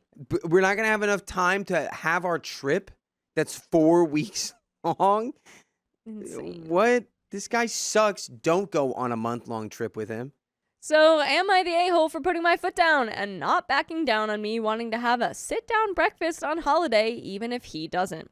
And making a blanket rule from now on that I do not want to share any food with him going forward. No, you wouldn't be the a-hole. I think you need to do that. Yeah. And if he literally responds in any way other than, okay, yes, my glorious, beautiful queen, we will do this, then you need to break up with him immediately. Because Yeah. this level of entitlement and, like, you're afraid of him being upset. He's You're weaponizing his emotions against you. You know what I'd want yeah. to know? If they split a meal and she up front was like, and can you put it like evenly on 2 plates? What'd he do?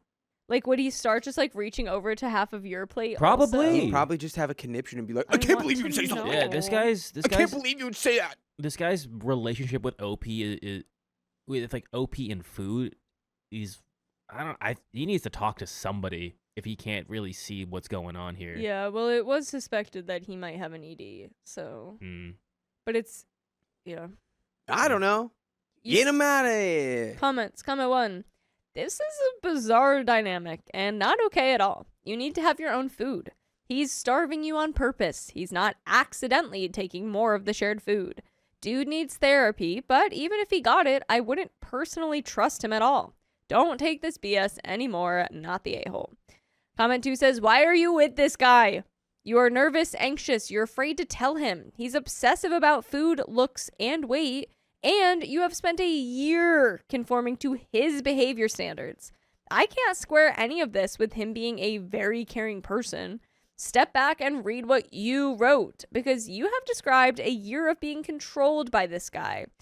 Are you the a-hole? Yes, for staying with him. Trust your gut that is making you a nervous wreck and run.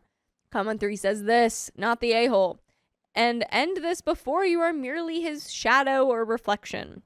Opie says, one of his friends told me his girlfriends have always been an accessory to his life. And we... What? What? Just a nice One little of his friends addition. said that and we were just like, tee-hee-hee-hee.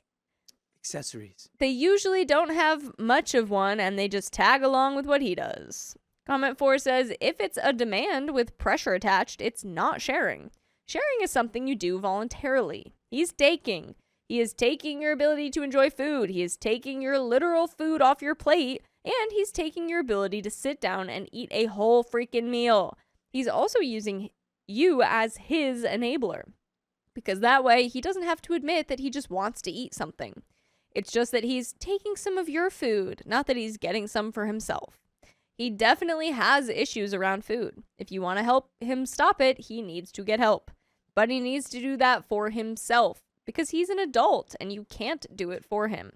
But what you can do is stop letting him take your food and make him actually admit that he is eating and putting food into his body. That is his food as opposed to, but it doesn't count because it's just some of yours. There is no such thing as a bigger half. There is, however, smaller and larger portions, and he gets the larger portion. He is the selfish one. And by the way, we have a very large portion of episodes that you can listen to with stories just like this one. Just go to Spotify, Apple Podcasts, or iHeartRadio and search up OK Storytime. Yeah, why don't you do that while you're enjoying a nice meal that you don't have to split with your stinky boyfriend? Yeah, a meal just for you, all alone.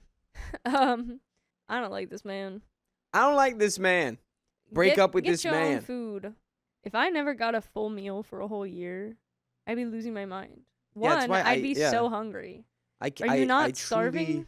cannot fathom allowing this to go on for a year. I can't even fathom. That's that. crazy too. Like the fact that he doesn't take into consideration of his partner's diet or like food and like OP's food is crazy. He just sees you as like, all right, that's my meal ticket. The bell rung. That's food time. OP's eating, food time.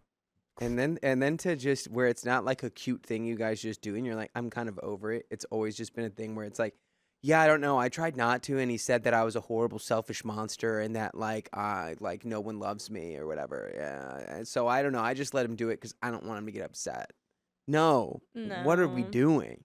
Edit. Where I think the ED stuff comes in is that he is always trying to control how much he eats, which I think he struggles with.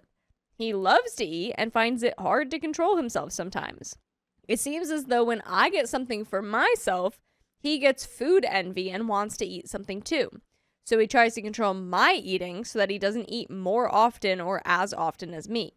I think the breakfast thing is that if we sit down, he'll feel as though he will want to eat too, so he'd rather avoid it. If I want a snack while we're out, he'll sometimes try to convince me not to buy one, because then he'll want a snack too. Wow, we really need to end that story with you breaking up forever. And then you going to get a large all-you-can-eat meal by yourself. Yeah. My friends are mortal enemies, and I refuse to attend both their weddings. So you're gonna go to one, or you're gonna go to none? And this comes directly from the r/OK Storytime subreddit. Oh boy. I, 31 female, have two friends who are each other's mortal enemies. I didn't realize this until I sent out a group birthday invite to a group of friends after the vid. This was as soon as the restrictions were lifted. Ironically, I got the vid at this time. However, I don't think I am either of their friends anymore. By the way, this comes from NoMap7688, and if you want to submit your own stories, go to the r/OK Storytime subreddit where this story comes from. And we're here to give good advice goofily, but we don't have all the answers. We only know what we do. So let us know what you would do in the comments. And OP says, the reasoning for why they are mortal enemies is that Astrid, 30, slept with Olivia's, 28, boyfriend a decade ago. Well, folks, that'll do it. This guy is not the one either girl is marrying now. They weren't friends prior. The guy lied. Olivia stayed with him for another year before meeting her husband-to-be. Astrid met her husband-to-be around the same time. Now for the context. I went through 2 years of intense therapy recently. I've always been in therapy, but this was therapy to get to who I am, what my issues are, and why. Since the therapy ended, I have aimed to be heavily self-reflective and critically analyze situations. I've spent all that time traveling every month to new places, learning new cultures, and meeting people in different spaces. How new people treat me versus how Olivia and Astrid treat me is super different. For instance, new friends are always telling me how amazing I am. I have a decent career path, etc. If I need anything, despite us all living across the country, in other countries, or nearby, they answer the phone or follow up. There is a constant flow of communication, and it is super easy. Olivia and Astrid treat me the same way as each other. They are dismissive, nasty, and we have an expectation mismatch. For instance, within 3 months, I had a car accident and needed someone to watch my kids, 13 and 6. My new friends lined up to offer support. They talked, checked in, and evidenced concern. No new friends were in a position to offer more than that because they couldn't drive or live far away, or were traveling, etc. Astrid and Olivia both ignored calls and texts. Then they acted like I inconvenienced them as there was no damage to my car after I finally got in touch despite having severe whiplash. My mom had to travel from over an hour away to help me despite both of them either living near the hospital or 10 minutes away. They weren't working, weren't busy, they just did not want to.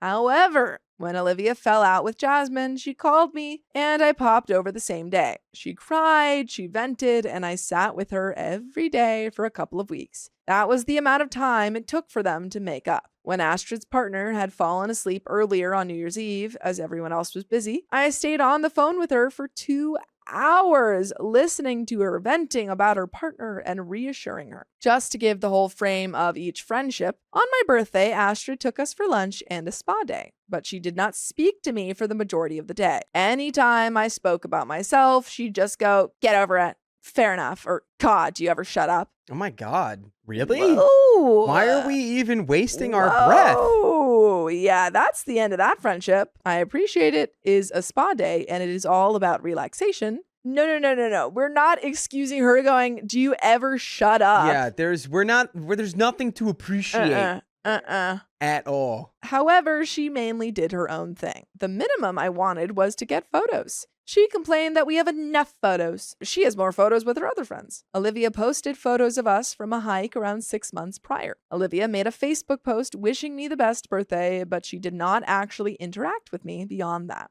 In contrast, in my other friendships, I was bombarded with calls, texts, and well wishes. I felt genuinely seen and appreciated. I wasn't sent gifts or anything, but they all interacted with their time, which I think is the best gift. They took me for breakfasts and lunches. We went to concerts together, or we planned days together. That's all I wanted. A day or a couple of hours to interact with my friends and feel appreciated and celebrated. I did express this to all my friends that even if I popped round for a coffee and they said happy birthday, that's all I needed and wanted. And that's what I got from them. On Olivia's birthday, I rang her and said, happy birthday! I did try to arrange something with her, but she explained she was busy with family. That's totally understandable. We discussed how her day was and what she got, etc. I asked if she'd like to go for a girls' date, and I'd pay. She just ignored me. On Astrid's birthday, she always has a weekend meal. I couldn't go due to her having it on a school night late at night. I offered to visit her on an alternative date, and she refused.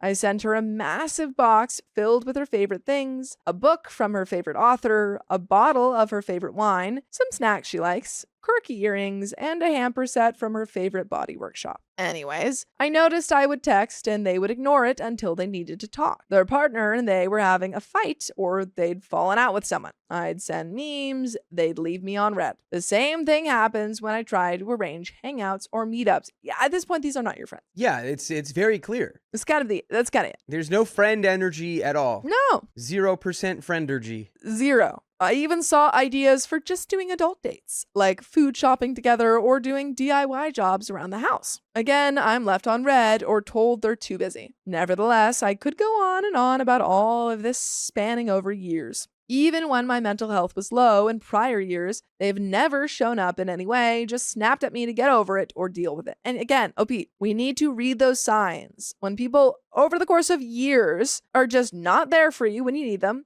and constantly, declining your efforts to hang out or plan things, probably not your friends. None of that reads as friend. None of it. Yet, if they have any minor inconvenience, I need to be there. So I stopped calling, stopped texting, and stopped going over and beyond for them. I just left it. I don't post on socials anymore. They've both been on girls' trips with friends of theirs, but I'm never invited unless it's a big group gathering. Even then, I'm the one who gets asked to watch all of the children, or just sort of an add-on to make up group numbers or split costs. So based on all of this, you can imagine my surprise when I received save the dates from both of them for the ceremony and reception. Just me though, not my kids. That's fair. I was told it's a child-free wedding. Yet their other friends are bringing their kids, so are their family members. I found this out as I chatted with their family members and other friends. I only deem it polite to speak to acquaintances, and I've only mentioned the wedding by saying, "Aw man, bet you can't wait for the wedding." Then they spill the beans and I just nod along, smiling. I also say I received an invite, so I'm looking forward to seeing them there. However, I feel weddings are for close friends and families. I don't think I'm either of those, but I appreciate that's my own values and morals. I've been friends with Astrid for 15 years and Olivia for 6, but I don't think we're friends. I feel it is a very much one-sided friendship, and I'm at the short end. Wait. That's interesting. Yeah. That the cheating fiasco happened when you didn't know both of them. Because it happened a decade ago. You met Olivia 6 years ago. Yeah. It seems like if we're basing it off time, you do have a clear person whose side you would take. Yeah. That you've known for more than twice as long. 15 years. However, it sounds like they both kind of suck. So we don't really need to take either of their sides because they are nasty. And I'm on the short end. It's making me not want to go to either wedding as a guest. So would I be the a-hole for not going to my friend's wedding? It feels more like, who needs enemies with friends like these? By the way, I need friends who listen to full episodes of stories just like this. Just go to Spotify, Apple Podcasts, or iHeartRadio and search up OK Storytime. Yeah. There is an edit to finish off this story. Any final thoughts? I wonder if you could have done something really funny, somehow got them to book the same venue on the same day. Yeah. And then they would have had to have a exhibition match to see who gets to keep the venue. Yeah, bring back the betting Craigslist game. What was the game that the Odysseus game? If they don't win, just a sumo match. Yeah, sumo match. Whatever. Bring that back. And whichever one of them wins gets to have the wedding venue. Personally, Personally, I agree with that. but there is a little bit left to the story. I just wanted to thank everyone for the kind responses. I have decided that if I receive invitations after the initial save the date, I will politely refuse, congratulate them again on their marriages, and move on with my life. I also forgot to mention the reason I mentioned them being enemies. They will not go to the same spaces. If I attempt to throw a party, they refuse in case the other is there. I respect that, but obviously it puts me in the middle and they call each other a bad friend. That's just like, I hate that more than anything. It's like, Grow with up. some exceptions, sometimes it's fair. Well, it's like you know? if there's like an abusive relationship or you Yeah. feel unsafe, sure. Certain circumstances This one, predicate come on. that, but it's like, now when you decide to take yourself out of an environment because of someone else's presence, they are winning. Yeah. They are the ones with the control over the situation. Because if they're somewhere you can't be there and you're the one making that choice, I don't know. You're taking away your own agency and your own Yeah. freedom by making that choice. Yeah, it's just silly. And it seems like overall they're not really your friends. Yeah. So let's focus on other relationships that, or like with people that actually have shown up for you. Let's focus on our relationship with the self. Let's focus on Yeah, our let's self focus on relationship. ourself. But that is the end of that story. And we've got some comments. Yes, we do. These comments come from the video, My Wife Left Me for Her Gay Best Friend. And this was posted July 26th, 2025. TLDR from Story 1 says, OP takes a demanding job to build a better future. But while he's gone, his wife grows extremely close to her longtime best friend, who moves into their home. She starts prioritizing the friend, forgets dates, and even calls him her soulmate, leaving OP heartbroken and questioning his marriage. After a painful confrontation and time apart, the truth comes out. Boundaries are set, the friend agrees to move out, and OP and his wife decide to fight for the marriage before it's too late. If you're curious to know the full story, you can go watch the full video. Comment 1 from Tiffany Smith 8343. For the first story, it may not be romantic or physical cheating, but it's 100% emotional cheating on her end. Yeah. I wonder if Chuck is taking advantage of that because he doesn't want to be alone. That's a good thought. It's certainly the inner workings of the human mind and heart are very ethereal. Mm-hmm. Comment from JPEH4EE.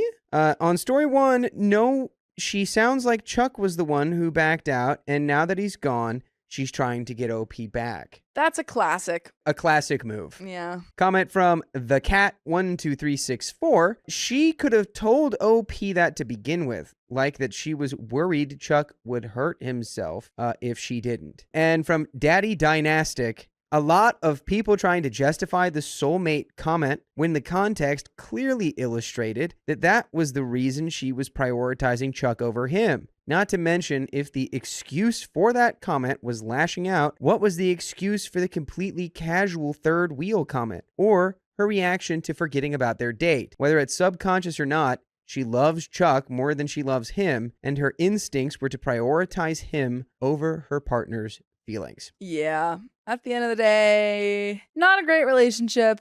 Seemed pretty unhealthy from what I remember. You got instincts for Chuck, and for OP, that suck. But that's the end of those comments and the end of this episode. So if you love us, make sure to subscribe. We love you, And see you tomorrow.